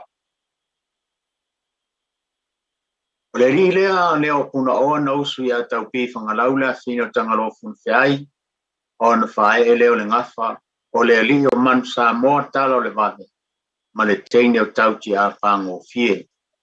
O le tama leo manu sa moa tala o le vave tango au iai ma le totu la epa ilo lato wā mauna fili. Lea na whapea ile upa man Samoa ia mali toa tu la e pai whapea. Mali toa pa umaia sa umale lenga pe atu sai malo fina ngalo. Tau lava o le tusi o lo wa au i o fili. Ai o le a whaitaria. Malanga loa le li o man Samoa talo le vave e tusa male fina ngalo mali toa tu la e. Lea na mafu ai o na tau mawai le li o man Samoa e whapea. O manu ta te tau mawai ai. O manu foi tātou te wheilo iai. Na mafua le mawaenga le nei, ina uaru manu Samoa i le taua ma le whiri o ma le toa i nei foi na mau ai le upu. E whai le tū maro whale a lili, ina ua malele ma le toa tu la epa ia manu Samoa talo le vave whapea, se manu Samoa ua ta fia whale a lili fua. Talu lo uanga le lei. Ina ua tau mawai ma le toa, manu Samoa, whapea lea manu Samoa, o le a ono ia whale a lili ia a inga o le mani toa. E lava la o le toa tele o nisi fina ngalo. E le ise pitanga le mani toa whale a lili peitai, o manu Samoa o le suri o le alani. Le uso o mani toa sa mea. O le ua i mani toa i Samoa. E pei o na amata mai eli tātou tala o le upu, o ta fia whale a lili fua o lono winga, o ta mimita. Ma fia i mele lei o whaia se isi mo oe. O le mawaenga, na i whare punawa a manu Samoa malon tua fine o tauti a pango fie, o manu tate wha mawai ai, o manu foi tate toe wheilo, iai o lona winga a whai tātou te wheilo a ile manu ia male alofa o le atua, o manu ia foi tate toe tau mawai ai. Ike auma. Ia le upuna na, mai tala leo, ta fia whale a lili fua. Tato wo mai lea ile, tala lea o le motu ngā uso nai le wsa. O le motu ngā uso nai le wsa. E tō rua le whanau le tui fiti le fina sina whalua. E peo na nau whamtalatu le tala mua mua. Muli vai o Wailele. Ma le teine o muli vai o Wailele, ai tō tasi le atali o le tui fiti i le whawhine o sina paula. O le tama lea o swa sami ava, le peo nau whamtalatu mua mua. O ina matua ma vai vai le tui fiti o na whai leo lana ma vaenga e whapea. A whai ai o woti, a tanua, ia aua lava nei o tau vele ina ni vau tupu ae i lo tunga mau. O wao mea uma na e tupu ae i lunga o lo tunga mau. O mea na tau te oma o tau Samoa, e sa ili aile tau a inga. O wao o mea o malava na. O le mawaenga lava le nana tau fi mau e lona a inga se ia o ina ua whatau ina le malanga i Samoa. Ua mawai le tele o aso talo na maliu le tui fiti. Ai o ane le asinga o le tunga mau. O tupu ai mea e fōringa o ni ati ni lima. Se ia o lava ina tupu ta laulau ma o fōringa o ni pona aivi o stangata. O pei o fōringa o le ava. O toe o le tasi aso o whapena o fōringa o ni ati ni lima ma o fōina tupu ta laulau. Ma o fōringa tau pona o ilo ai o pei o stolo sua malie. Na o ina ua whatau ina le mawaenga le tui fiti ma o malanga i loa, swa sami ava, ma sau la tele upenga o fiti. Ma lo lato fine o muli vai lele i Samoa. O ane ua fusi whatasi le ava ma le tolo ai fi ausi lo i Samoa. O tau no le malanga ngai manua, ma ua vai le alios, sau la tele upenga o fiti. O na whapeane leo le ali i lon tua fine malona usi. O maia, i nā whaawau malanga, e o le au nofo i manua, e o le amo motu le uso le ava, e tofu i tātou ma le uso. O na motu ro lea, o le isi uso le ava ma ona ata, o nofo i a saulat tele o penga o fiti, e o le isi i lona tua fine o mulivai o Wailele, ma le isi i a swasami ava, lea la o mauai le upu, o le motu ngā uso nai wasa. Wana o le teine o mulivai o Wailele na anu maia, le ava ma le tolo i Wailele, o to le ava i manua, ma ua tupu maola tā laulau, o fisau wai o na, ma ua le mwhai ai o na toe whewai i tangata. Ma i nei fo ina whatoa mau ai le whanga i manua, e ingoa o sau ai ava, o le nā lea o whapupu le upu i a saua.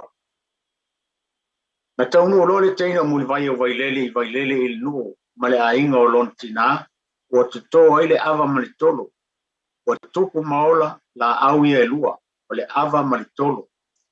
Na o le isi aso o aluane le sumu o ngali le ano le ava, ai vai atu le teine o ta moe mani niva solo le sumu, o a whaina le o ono le ava.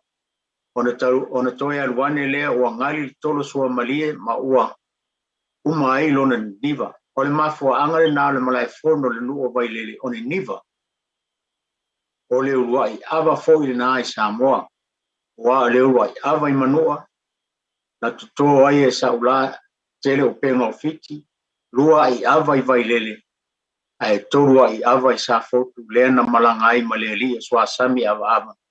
Ma tuto e le maunga o whangato afa. Ki au makako kala i lunga kako whaso i rolea. Usi mai pela whafonga Samoa.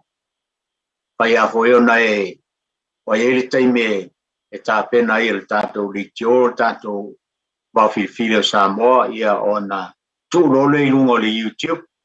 Ia umal tātou pōkalame mō nei ia o na pai leo leo ngā luenga le tātou litio e tūrunga le YouTube. Ia mātui tīma e toe whafonga i le tātou pōkalame. Tātou o mai lea i le opu lea. Le upu lea ua sa saa i le tai le upenga o pili. Ua sa saa i le tai le upenga o pili. Le li le o pili o le mau. O lo mau ese ai le tunu, a wa pili e fai mai nisi e mau tasi lava le pili. A ese o na ingoa.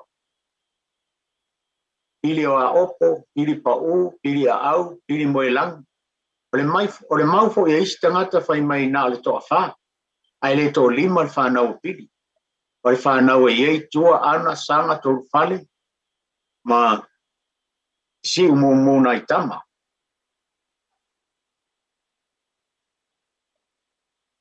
O le teine le o muni vai o vai lele.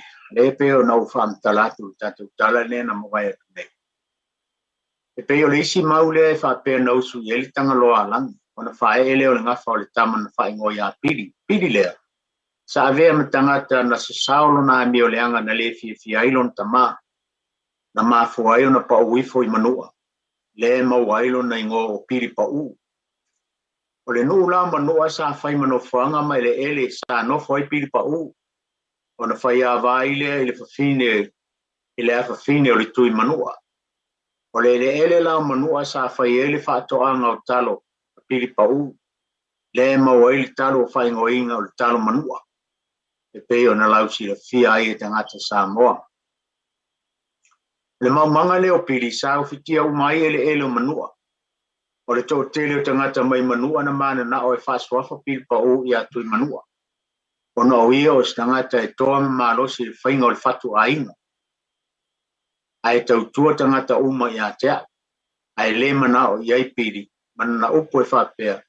E le aise a ngātou te tāng sā mai ai i a tea. O wātou te le mawhaia o na whaila o whatu a inga. O na o le i tasi aso o ane tangata o le no. Wa tu fisili a pili po fea o ieri oso.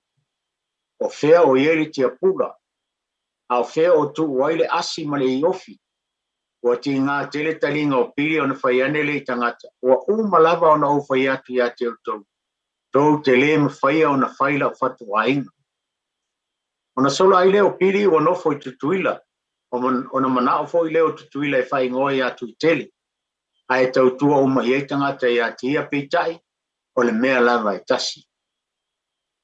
O le mawhaia le e tangata tutuila o na whaia le whatu a inga le rio pili. O na te vai loa le i polu manofo ai, o na whaia a vale i a sina le tawai. La whawhine o tui a ana tawatele. Ma wha awa waila na whatu a inga o le whaia o na maumanga. Na o le isi aso o psiri tui a ana tawatele i lo na whinge sunga. Lau tane e i loa whangot. O le na wafo i ai talo. Ai wau mana o mia sei ai na i ai fast talo. O na whaatono i le e pili o lonto lua e alu e longo tui ana tawatele. E sa ili ane ni vaa sa tele. Ai mawane e le lava ni vaa. O na whaapele o pili lonto lua. Whaita lava e fia tau mawhalo ta maa na te maua ni vaa sa tele. O na alu le o pili e whaangota ma avela na upenga. O te tau le ngutu le isi ava. Ai te tau le muli o le upenga i le isi ava. O na aveane le o vaa wala u iei. Wa lau iei le tele o ia. Ai o lo tumu pea le muli o le upenga. O na nofo ai leo. O na nofo ai leo ma fefe le tu ia ana. Ma toi sa saa ai leo o ia. Ile saa o le muli o le upenga. Ile sa mila le ma wa ile upu. O sa saa ile tai le upenga o pili. Ma le isi upu. Ua tu tasi le upenga o pili. O na alua ile o pili. Ile nua opo. Wa toe whai ai lona maumanga, lea na ufitia umai, le vāo a sauma opo, le pili lea na whae ngoinga tangata wa opo, ia pili o a opo. O pili lea na usu ia sina li tawae lea fina tu ia ana tawatele. Lea ia ili whanau lea, tua ana sanga tau whalem si umu na itama. O le tala fōi na nau o maua ile upo o le fatu a inga, a wao pili, le no mo i whaia le whatu a inga tausi. A whaila o toi sa e le taile o penga o pili. Lona winga, o fiu e lau le ia, e le uma. O fiu e whao ngā, le maa maau, ma le maa losi, ma le ngā pātia e le uma. A whaifoi o tu tasi le o penga o le whaiva o pili o lona winga, o tu tasi uma i a pili le whātua tuanga o lona a inga. Ma le nuu, o matua i le aima mase masalumia. Ia, o malo whaafonga mai tātou o tunu. O tātou tala nā o tō whaafonga mai. Teito, ia, sai hori tāpou kalame o tau honi tala tātou leina sia mai whaasoa le tunu. Ia, toi fo lea whai tūnai, tā whaasoa, ia, mai hori tāpou kalame. Pātai whaafonga mai sa mo. No lava talenga le po, ma no lava pai tu tasi o pai bon nei po. Ya no tano tanto leina sa mo le tunu pele tonu pitu tasi lima I matoro numera. Ya, bala au mai ai wa na talenga le po. Tano po se na po va yaso ato mai po le lanto ba na o tano tanto leina manga pa no tonu pitu tasi lima I matoro numera. Bala au mai ai manga pa no.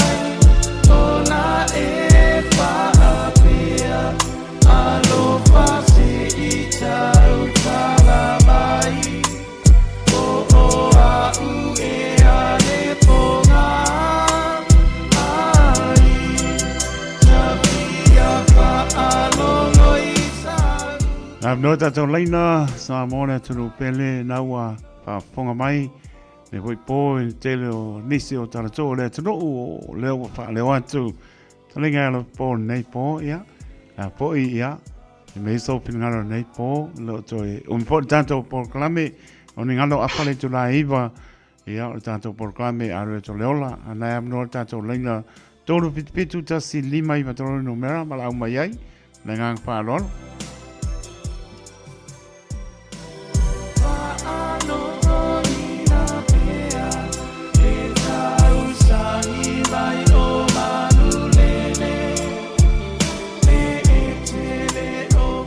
Leo esta bala ur terminei a lo po.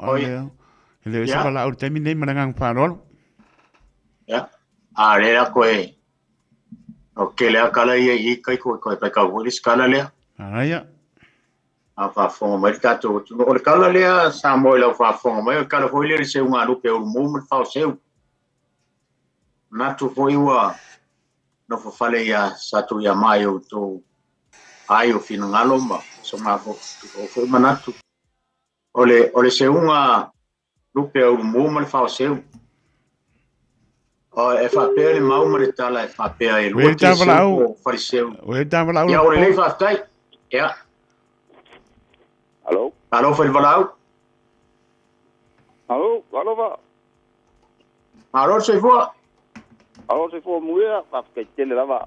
Le vdoa, tui na mai? Ia. Le ki as whasoa makango fie tele le, pato ne fiafi wha malo lava I rau kopa. Mo le kalame, matango fie whaso. Le ki as whasoa mo le rau. Ia le. Tala le ia pili. E foi na maua re matou fioanga. Talale ai vam oile sa mo vam mole. O savelio vam mo. Ya savelio kala ya.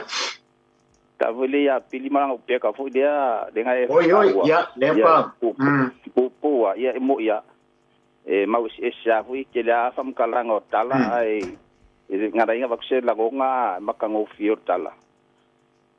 E ia vo manto fioanga nei te mini e ngoi a milo.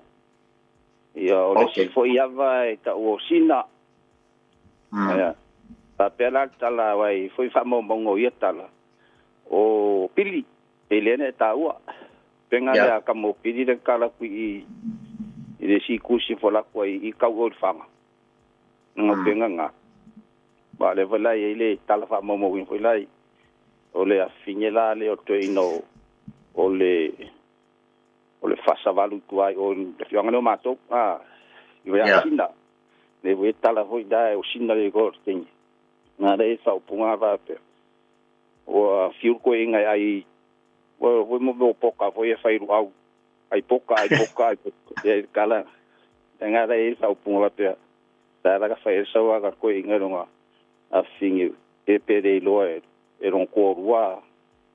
Me se be wile ai se me le ai nga poka sa la e hu sa mo nga huia ma ko huia e kala. Ia e mau sia pero e la fa kala u ngor kala la nga fa mo nga ma ko ia ia ala ia sa ro kama fau ngo penga nga ma le nga la e mo wai la va nga ma ko nga ka ia I fala ka o milo e fa pero ka o I nga milo ru penga kamaria pili e ma va singa ia tengo sigara I wa sala sia o ia peo na ukala lenga kala ia ba usi ka suenga mau ia ma ko foi ka ma foi nga mau ia va o ma ke ni ia fa ke la ia sa u kala le ma nga yo por kala mi foi fi fa peitele lava ia ma vier po lo fat ia mu ia le via fa tel fa so aso I foi no ele está para uno po ia fa calo for para o sof Carofa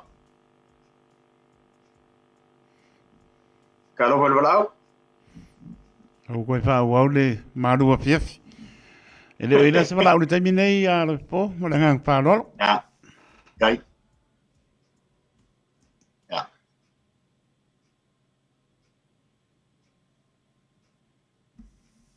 Ei, au karis ka balao se fai kau pera kara lea taito man whanolo. Lelei a le po. Mane se unga rupe lea au moment whao seu. O le taito nunga mele mau wha pe ruati e seu. Ia po whale seu ka ua whale mua man whale wha ai. Sa seu rupu eile ri o uru mu e au kaimi o seu ngā rupe. E whai mai la le mau o le whao seu o le uporu. E le atu ale I pata. Ai o uru mu o le savai inge iafu. Na malanga le whao seu savai le nua ne iafu. Male la seu ngā rupe ma le ali o uru mu. Ia ona wha pe ane leo le ali o uru mu le whao seu. Whiwhi oi po where whale te manao ai. O le whale mua, o le whale wā ai.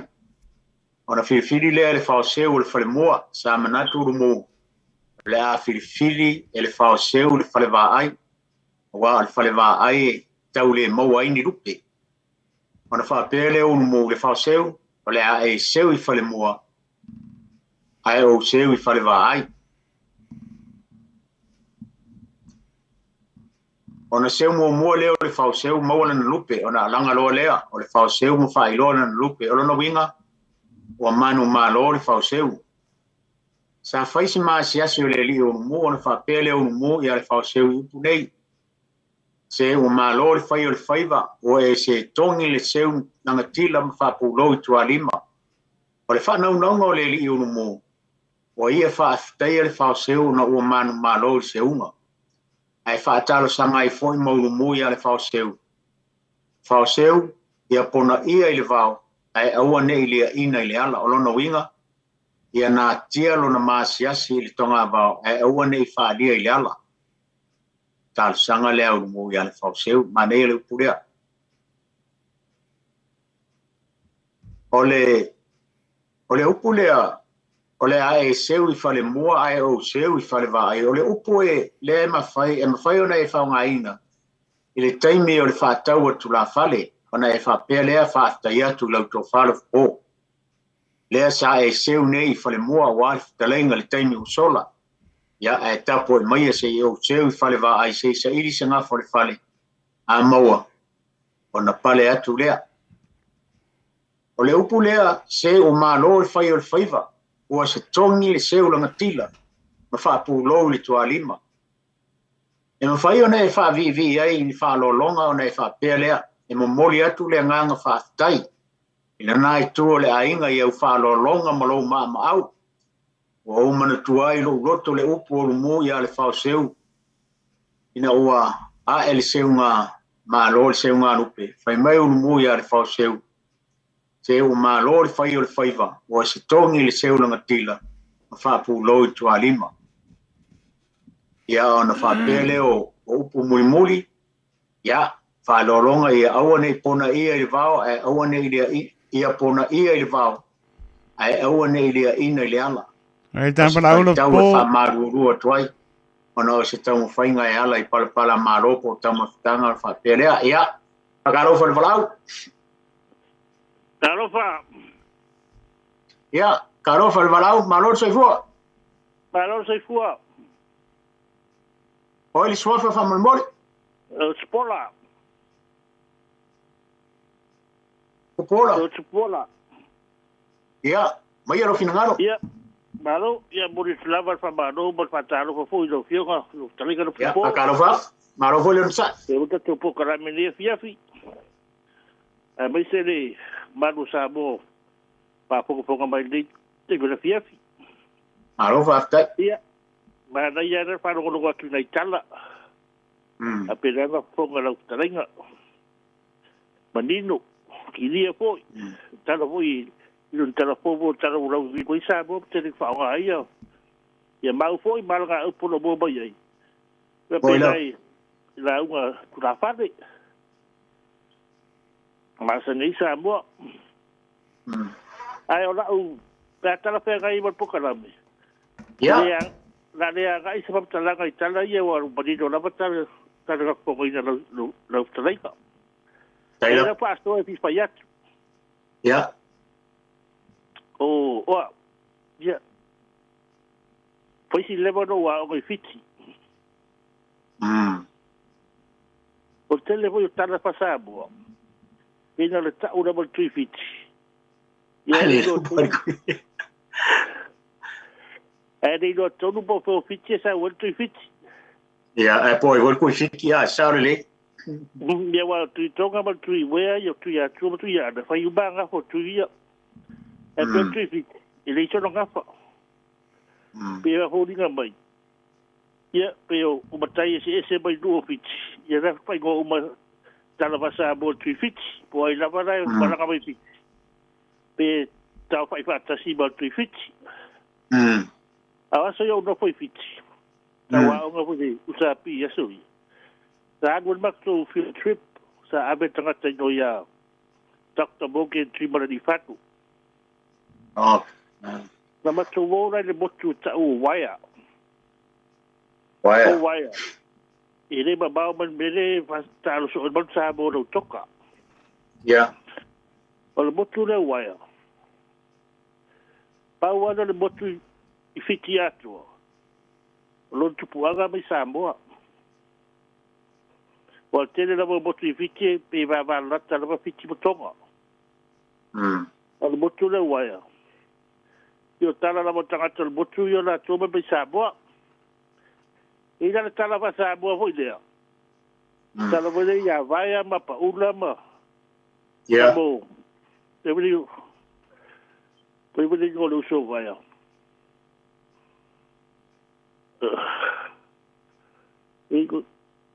Ia, lei fale alupo. Te faso mai pese sa i poi leu so. Watau sidi ya. Watau sidi. Ia ngata bale tala mo leu si I bale wa va o watau sidi ma paula. Ia o piti foi lei. E si taua ili bale le fanno yo tamano tu sa barano na tali vai. O le motu gare mato wo sa fa mato field trip ya so ya. Motu gare waya. A pasa boa. O vaya. O vaya. Waya. A fa fiki o waya, a pasa mo vaya. Waya. Ma tala la tanga tol motu le. O lato. O tanga ta mai sa boa. O lato tu punga mai. Ile fa va ale no tu iba to silima te ni pa una e vai foi le motu le e ia uma tana no vau de e le onga muna suasu na tum bom a pro igale no dena pai daso tu fiti mon fado para o tama le tama no tu se balado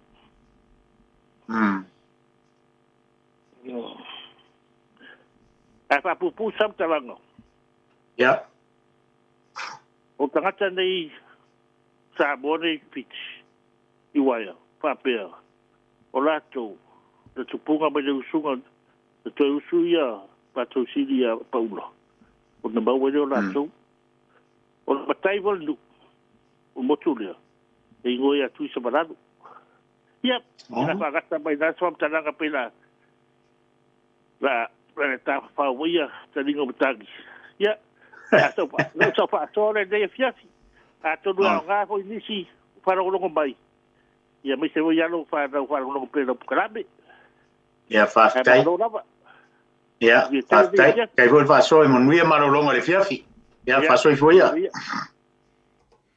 Lei sta para una po se para ya sa no mai ya pakaro foi bravo ya pakaro fa con la escalera sale ahora oi se foi mo vero fili ya langi makas koro foi de tumale awao pole eu ngane mko kablang malo sai fua sai po lia la pili wa mai wa kadinga sia palongo sale aula ngai po yo lo fiskalainga malo wa ko ol po kalama ngala vai las kaida li yo do mawon mangmia mane sai fua patai ngai foi le mawa ko inga ngat wa ma ya anga kalala kungu e mawisi ese pakamika ba pa ula lo kai ngoa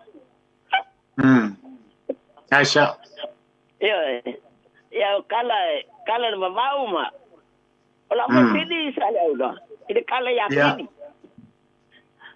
ile fa ngaula pidi e ko fa e pe ko dimo e ya kon fale o se kenye po se kama a foi le si maulina o le si maulina e fa maior kenye me foi le si maule Orkam. Al fanga unha pile o tua o ana o sanga o tu fale. Ia. O si mumu na itama. Ia la u pisidinga. Ile aver se ngai a ingorkai. Ya, saule. Yo. Ya lela yai manga ko isi o de kenge ko fale va ko fo ile fa fonga na ku o ya sa nga le ile palanginga nga pe nga ku mu asa me le si mawe o le ngole ko fale kulo wa e ko fale nga fa ki nga kenge ko ola le minga le ko fale ya e mawe se ala kumo sabe le ana me ango se pie da kwai o se kenge o se kama ile aver se ngai ai ngar kai ai malo paskai tailo ele lava moto kalama ngai po tailo feri tailo vale paso mai ya lo fa la ko manguia malo lo mai fiaf Soy fuera pili lo fatu ya soy boya ya la patu lo po wala sta bala malangang pa lo le se para como sa lo wala mo fai pa po kala me ale sei dai lava au pa o ma ku le mele o la o se u fale mo o se u fale vai le o mai ya ole ia pona ia le vao e awone ili ina le ala o se fai tau e wha maruru tuai no se tau mwhainga e ala I palapala malo po tau mafa. Ia ona e wha pelea. E wha pena se la ngona o le nei a inga. La hoi se tau mwhainga vai a inga ia e afi o atu. E le wha male ina lau silsila mātou te wha male atu. Ia pona ia I le vao e awane ili a ina I le ala so mātou vai inga. Ia e whapena ko se lango o tātou Paul Kalame nei e fiafi. Kai tō ma o lama whae voli tā Paul Kalame nei e fiafi. Ai lava. Kai tonu foi e tō telenisi o tātou watu no o lo whafonga mai tātou Paul Kalame. Ia, wa mau tō tasi nao o tātou Paul Kalame. Ia, o le mo mai se awa noa nei e tā uso se vai ane whafonga mai le tunu. Ia, o ielo manatu o le tātou Paul Kalame nā mo le nei e fiafi. Ia, i la tō foi o e sa whasoa mai ma. No, ia i foi nisi o ta mam tina mātua lo whafonga mai le tātou Paul Kalame. Ia mā lole on sai, whamali atu. Lea foi sa auto whafonga i so leo e le tāre whengai ma lau whafonga. Ia, whamaru ruatu. E poto ale tautai a e ale taimi se ai. Poto fori tautai a e ne ai se ato na i alon sa. E la leo te whamanu ruatu tātou Paul Kalame o a whai o le asa whafonga mai o le tau tamari. Ia. Whate ai nu le ai nā. A wai ailo manatu o le tātou Paul Kalame nā mo le ne fiafi. A malo whatai whafonga mai man whasoa mai. Tarsia i le lofa o le tua e tai while mulo tō soi fua mo le tātou wola. Ia, tātou au lia rewa yeso fau, stasi fau e tātou Paul Kalame. Ai a manuia malo longa o ne nei e fiafi. Mai a te au nei mataito, pa soi fua ia sa moa. Soi fua mai a manuia le fiafi. E fua taito? Ia, soi fua lo pātu mo rom te maiti. Rai mai spau. Ia, soi fua ia.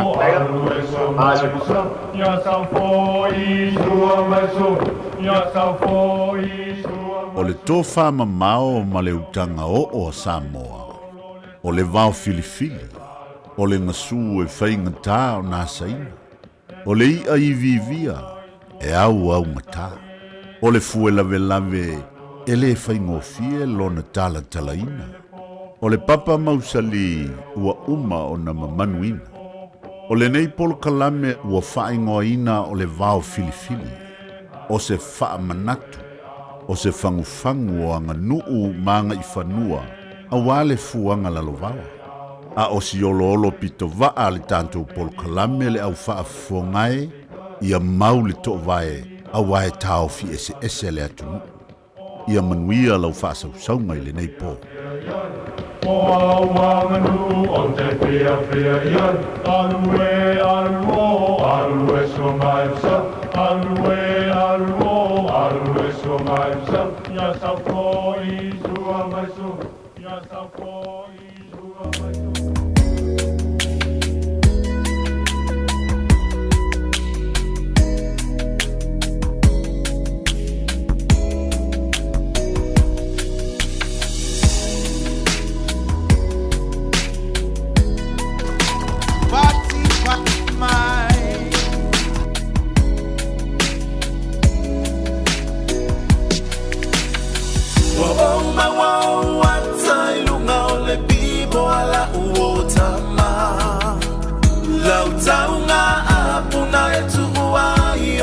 Mafutama Tua ungalima Maleto taita imalanga Susana wa eto eva afo ia utafa inata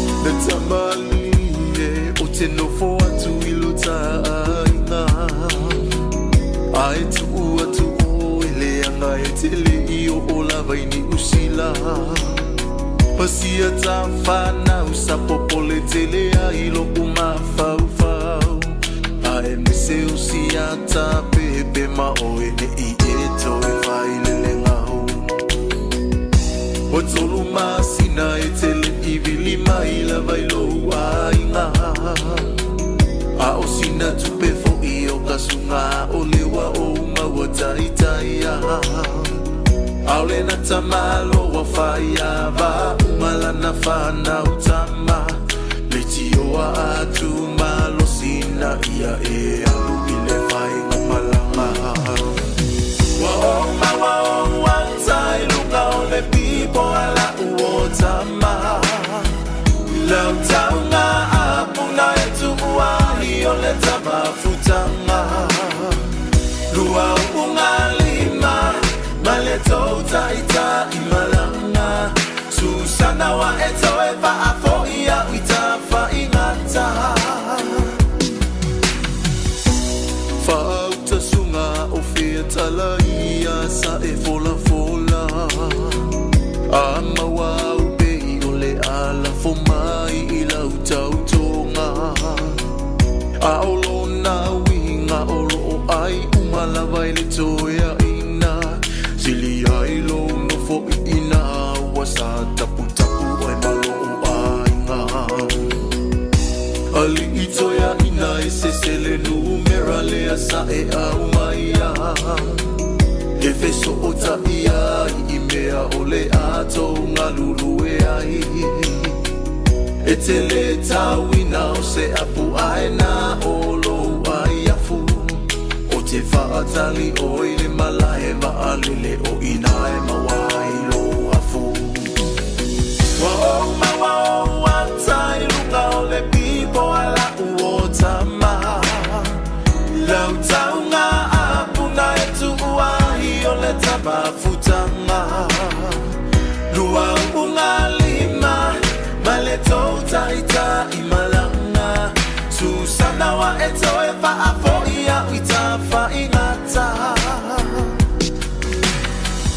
Ua mawalei unga te fa atali oe ile ulula palapa Wale taunga apu a ua e alufa apa palalapa Ma ilo lema le ngatoya ina beyo sautama Ia ia lo wale te sauna le atingi fale Se kong Maria tlinga le pai jo ai lua la fatu so ma fatu e he so ma no falo ne foi bai ngone po luas fu numra be du te mo te ale to la iva mai alta to proclame o le va fili ia o se pa pon po na proclame ile pai aspo le uta pe mai so ngone fa pe ngainga ia alsana fui mono me kapi pe on se pil maro ta to tro ia lana proclame po so lua ile tu la apoleva se mai la pa ponga samo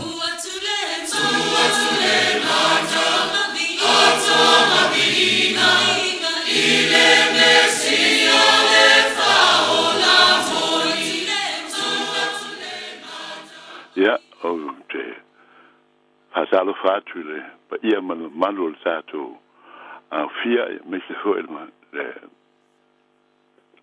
fia au fa fonga mai nei a fia filungo le ta se le mai tolu amo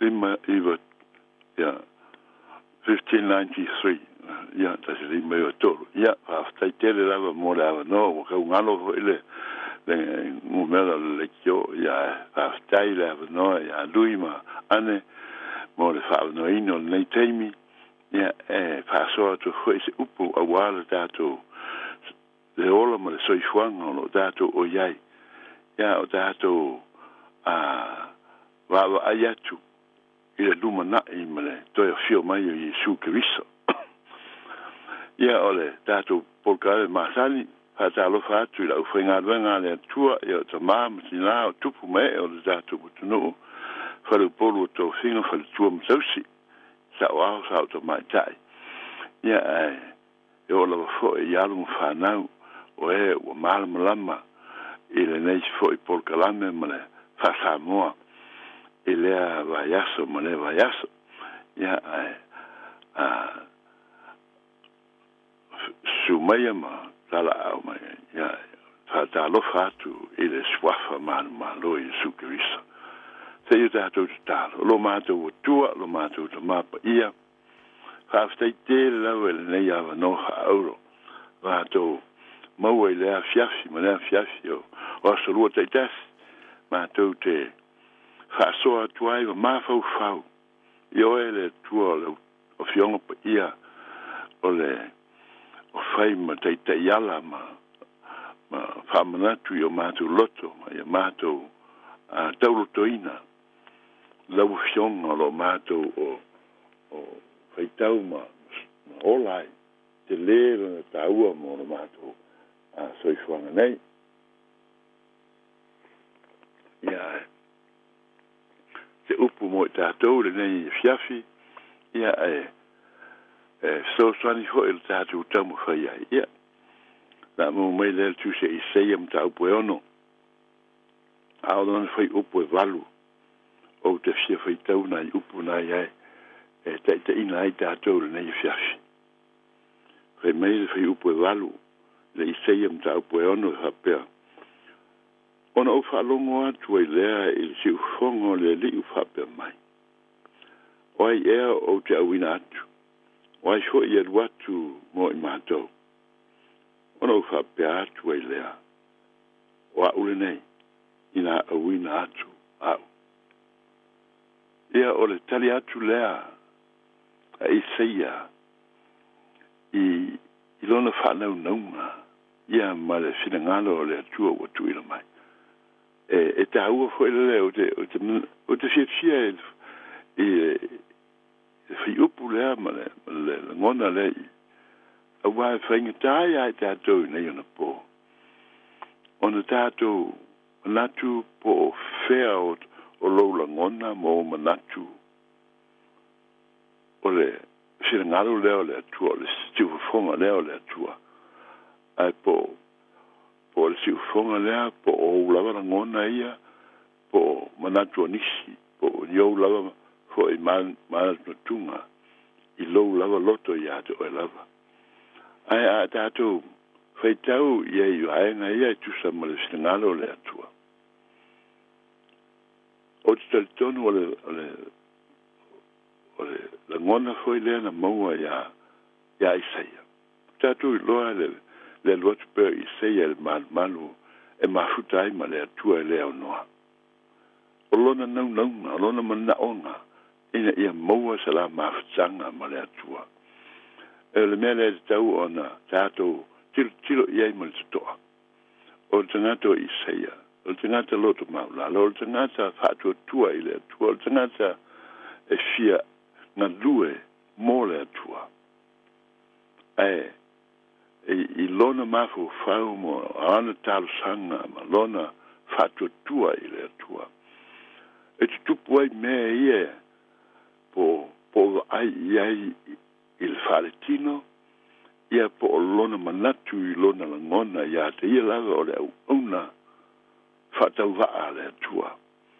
O lo al watu e tu ina atu lona tangata I le atua ina ia whaamamaina whaamangaloina ma ia whaapaiaina ina ia tusai ma le whirangalo o le atua. I mea o lo whalongo iai o oina ai I seia. Ma ua tuso ina iai lona loto. O se mea mātango fia se mea le lei. Ai wala awina oia, mto fia ina oia. E tusa ma le whirangalo pa ia o le atua. O lo o ia nau iai ina ia maua se whaalinga. Yes, dai tasi o lo whale atua I le malu mo se talo. Ma tuina atu I le atua lona loto atoa. Ele mwhai on tātou mawal nei tala I le aloatua I seia I le malu. Pe ana le o lona langona lea. O lona whanaunga lea. O lona fia maua o se whaamaoninga po se mea tali mai ai le atua I lana mafuta atu. Ma lona whaonga ina o ia I lana ngā ruenga pe atu sai ma lona whiranga. Au tātou tau tala I lunga afu o le mtaupu le ono ua ia eia se rafi o loi o loi tonu o le malu o lo ua tumu le malu I pito ofu o le silsi ese o mea ia o lo whaalia ia te ia meise o lona whaalongoina o le alanga se rafi e pa ia le atua. O lona alu atu o ia o le tangata, I lona lawa manatu e le tusa ia ma le silsi ese o le atua. ai fai mai wa fa tali turuina o ia ina ua la ngona i lona loto ma ua wa ai tino o ia peise i na fio mai ma lele mai le neise rafi ma ua fa pa ia ina o ia ua mai le malala ola mai le fata faitau langa ua fa mangalo ua sunu ina ila nanga sala alona tangasa ua sila fia le tua le mana onga o isaia ma le mea o fa masani ma iai ma usu ma iai le malu yaso taitasi pea ua ona langona ia i lona atua o lona whanaunaunga lea i lona atua o wo whamatalaina ia langona o leo tau te whaitau iai ai o te manatu foi e o iai tātou o e tuina atu lo tangata atoa i le atua ai ei te imi tātou te langona ia e te tupu ia isaia ma tātou manatu ai o tātou ana o tātou tautua o tātou walolofa tātou te whatuatua i mea uma lo whirangalo ai le atua ai po ua tusa i tātou mo lona whirangalo pe mawhai ona wala uina i tātou i tisi nisi o tātou o fwoi manatu e whapea ina ia tātou i loa le whirangalo le atua mo i tātou a ua tonu i lo langona le tele o te o langona ia mawhai ona tātou whaopuina o mea ia tupu mai le atua i o tātou tangata a ua ta pena ina le atua i tātou le teimi o tātou pūna no watu ai ma le whatuatua ma le talitonu i ona luma ma tātou whamaulalo ma whatu ese ia te ia i teimi uma tātou te ma futa atua ia te ia po lo fale po le malu po fea ai te la ngona i lo loto i tonu pe o lo feta lai o lo sau noa mai le tua ia te oe ia nis te mi te manatu o ulawa la ngona ai o te whamanatu ia te i tātou le nei fiafi ia tātou whamasani o musmusunga uma yo lo ngalo mo tātou loto o mea o iai le whatuatua ma le ola i le atua o mea o lo o peise i o lo tali mai i o tātou manao ia e manatu o lo ulangona na o te manatu o le ngalo leo le atua mo oe ia e tali iai le me tonu wana i lo loto o te talitonu o lo feta lai le atua mo i tātou. Tātou te watu, ele ato toa i tātou. Ai tātou te maua i la nganga lea. Tātou te fia au auna i a te ia. Ile leie ho i aile mawhai. Pe a ua tāla whea ngai ma le fina ngana o le atua pa ia.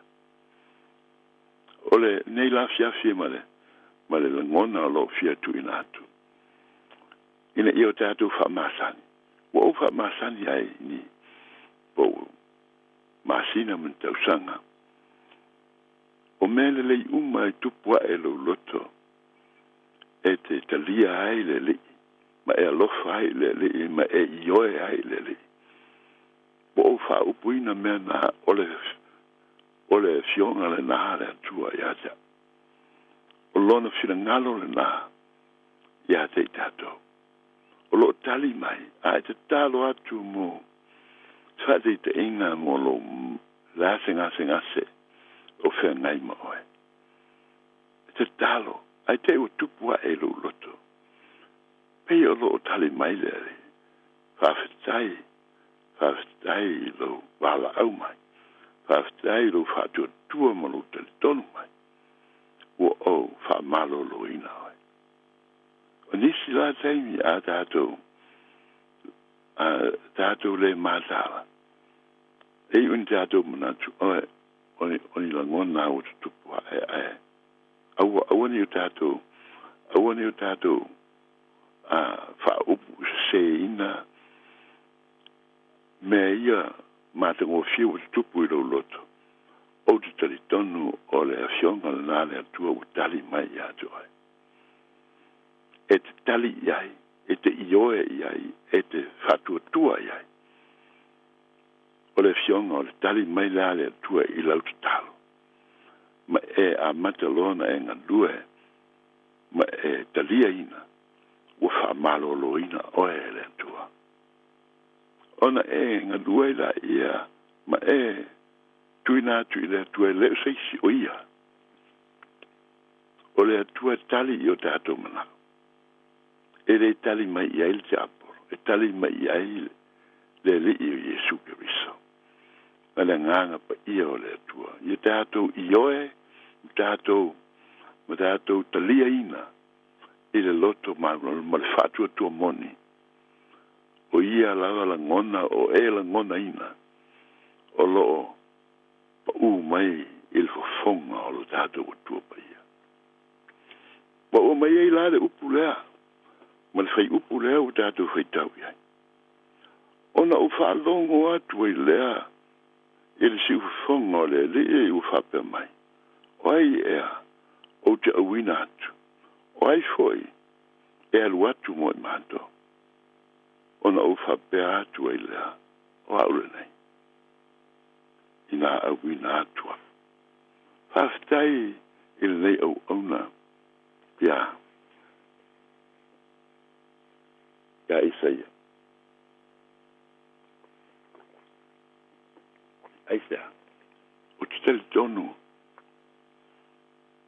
O le ia la ngona mea ia i lona loto mo lona mafau.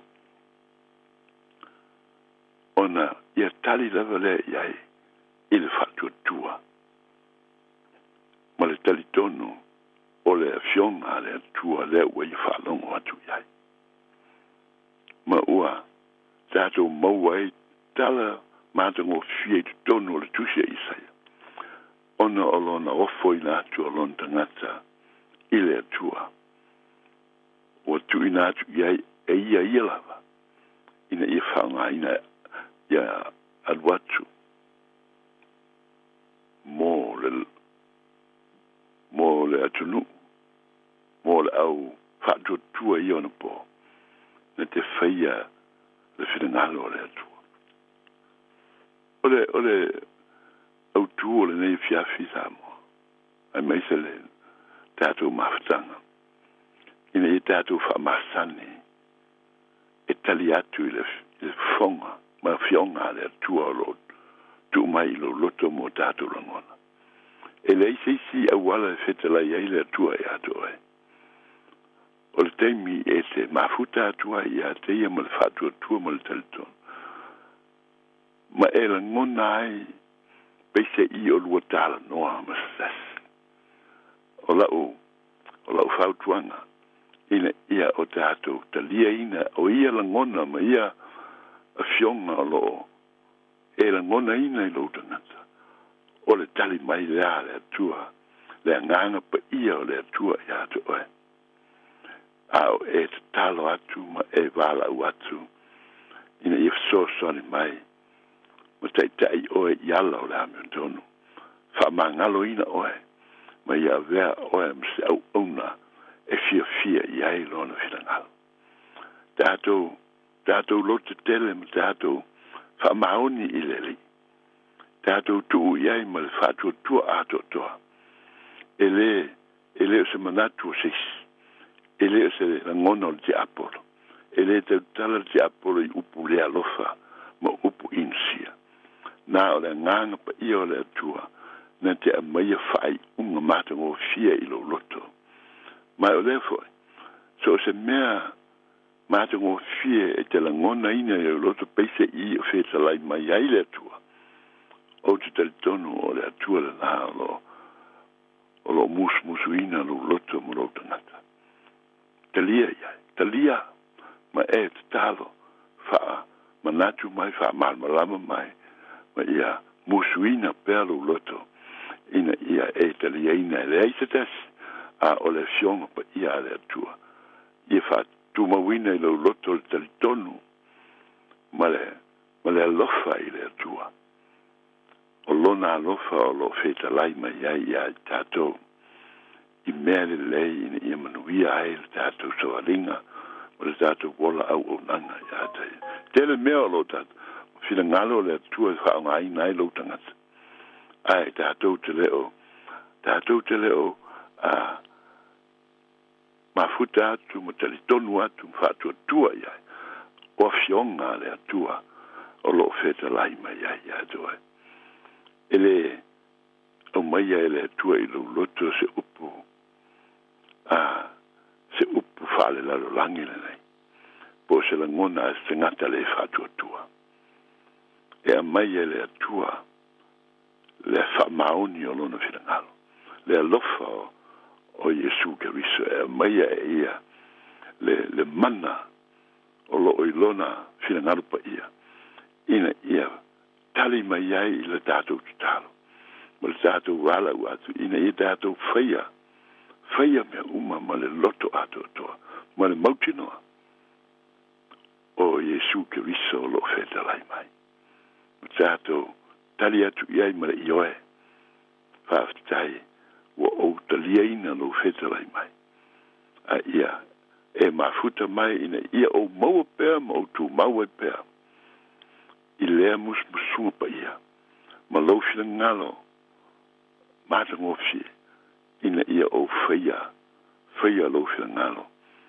a wā se vi inga o oe lo mātou utua ha malosi mai o te vaibai ai o lo nganga whazesi mai o te malosi ai i le fionga le tue ala ia Yesu Keriso o le se ngona lea mo i tātou nei fiafi maftanga o e lo te tonu le fionga le tua lona fila ngalo pa ia tātou loto maulalo tātou whātua tua tātou te leo fia tali tonu i se mea le tako i se mese ai lo tātou talo ina ia tātou tali tonu whātua tua i le moni o le whitangalo le tua lo mo moli mai mo oe maa umai tātou uma ia whaamanuia le tua ia te oe le nefia ma ia watu ia te oe le tali tonu moni ma le anganga hofo ina atu ma le whātua tua ia te ia ma talia ina ai le whitangalo le atua mo i tātou au tātou ola le nei soifuanga le tuma whaamanuia le tua ia te oe le toma le tina le tama le teine au tātou tau mwhaina ia marama lama i le sifufonga o le tua o whetalai mai o ia ia i tātou ia e tali aina ma e tali tonu o loo whirangalo le tua ina ia o tātou la ngona ina lona whirangalo pa ia ma tātou whaia e tusa o lona whirangalo alosa ia o se ma natu lea mo i tātou te tau whaia i fo il nei fiasi ma nei vaias ma aso uma o tātou soifuanga o loo wheta lai o loo salnoa o loo nau le nganga o le tua ina ia teite ina i tātou e lona whirangalu pa ia ono le whatasi mai o Yesu Keriso la tātou te talo lo mātou te mai lo mātou o tua pa ia e whaingi tāo na mātou malamalama e tō whirangalu ai mātou te talo ia e whamalamalama e whamalosi mātou ma ia mai ia mātou le nganga pa io lau hio teitai ma whamasani na mātou whalongo i lau siwafonga a wheta lai i mea mana ma mea mātou o fio le alofa o lau fio e ami o tonu e whamaoni lau fio o oe o le atua alofa e te whina ngalo e na ia o mātou ngā lue whatau nuu lo whina ngalo ma mea uma wa e nau iai na ia mātou au nātu ai ma le whamaoni.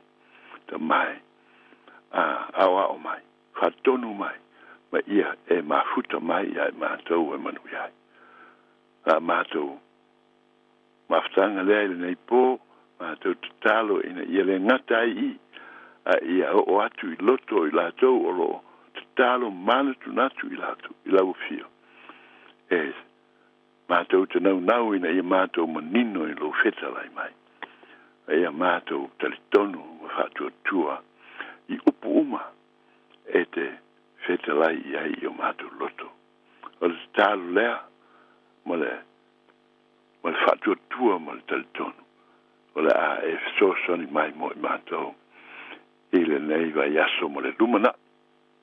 Ia vea I mātou oni au una whamalo losi e whaia le whirangalo o e lo mātou o tua.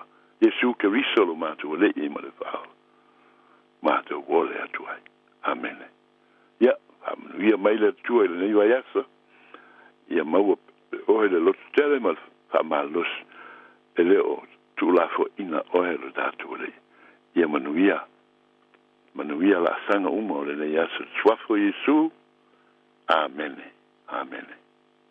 Tua tule mata, atoma vina, ile mesia le faola toi. Tua tule mata, atoma vina, ile mesia le faola moi. Alanga tatu, ilona suafa, awale mapui le fane ene. Alanga tatu, ilona suafa, awale mapui le fane ene. Liata sile loto, ole apaia iluma ile. Liata sile loto, ole apaia iluma ile. Nae ola lone, ona wale ola, awale mapui le fane ene. Nae ola lone, ona wale ola, awale mapui le fane ene.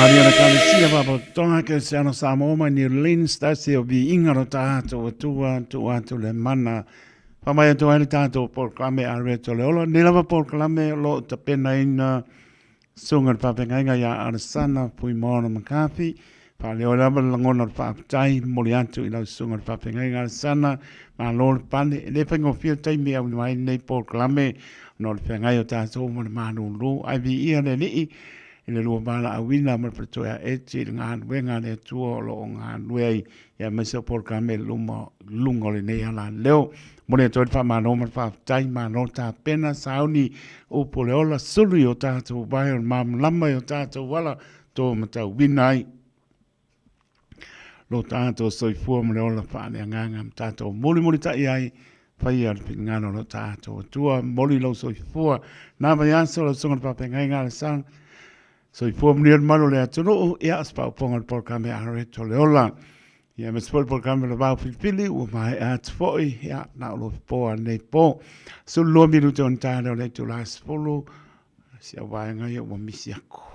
Remble moa mano lava leva mai pena po I le uso ia tui fa so Ea, sabe lio le tele maana, la patu so mano lava, des tiba mai Australia, fato ya Selina, Siosi, fa mano fa aptai, ma mai, Lili Tangaloa, ea, mano lava leva mai, fa pepo ya Kika, Jessica, Mati, ea, Martinez. Alo patu mo to umalama o eva mai Amerika ia alofa pe ia Donald Trump ia popanga ia me se foi tu langalo iai ia le tele o tunu me se lava le maho Israelu Iran Malaysia tunu talo pe ia pile mo le au nei to yo o se si tau pe o tau mo ma tau lo no lo ia la lava balo ia pe mai ele tau lo tonu le se meta to te pole ai tātou tālo i le li e le o noro sa ini po e pule o le loto ia manatua lau tālo o atunu o la langi pena po ia po e ainga li i le utele ma le ainga whaapatai mapatamai komelino ma le ainga ia manora whaapatai lato umalama ma puta mai runga le apia po linga ma lunga le YouTube channel au kilani mano tutu au yo tunu ma mao whaapatai tele lo to hanga le lei i lo to ta lia i noro whaatau wa i mao ta mlao whaapatai mo le maapatanga tau lunga stau tua le nei po leia swaiva e asa ma se mau la lama sta mfai la ona fa pena lama e poto tau tai se le natu yama la lama se ngana o le tau te mali ia fa mo lalo lama le ona fa ma ngalo mai e posia pe ta tau fa fani o le fil ngalo le lo ta tua ia no to tu lalo pe ma tua pe la talo tanto ai tau molele atu ia tu no mau no pia ia tu no mau ia le opol si fil maro le ta tu no pa nga pe filinga si o tātou, o tunu usa moa, ea mara atu lau, ea whai ar pingano le atua, aua ia i lātou, aua ia i tātou, ea mana tua lau tālo, penga pānota, i staimi o iluma, ia i pile mū, ea whai ar pingano lo tātou, tua, manuia mano longa le nei pō le alofa, le li maua mano longa pile mū, ia pulau tele lona alofa tu no tia i tātou le manu lū, le matau tia o le pongsa, ona au lavea i mona au wha malo loe pa i mai. Manu ai malo longa le po mo raso tai au e mau lunga le vi inga po e atu lo tātou tua. Taito tanoto le au ona soifua ma ia manuia.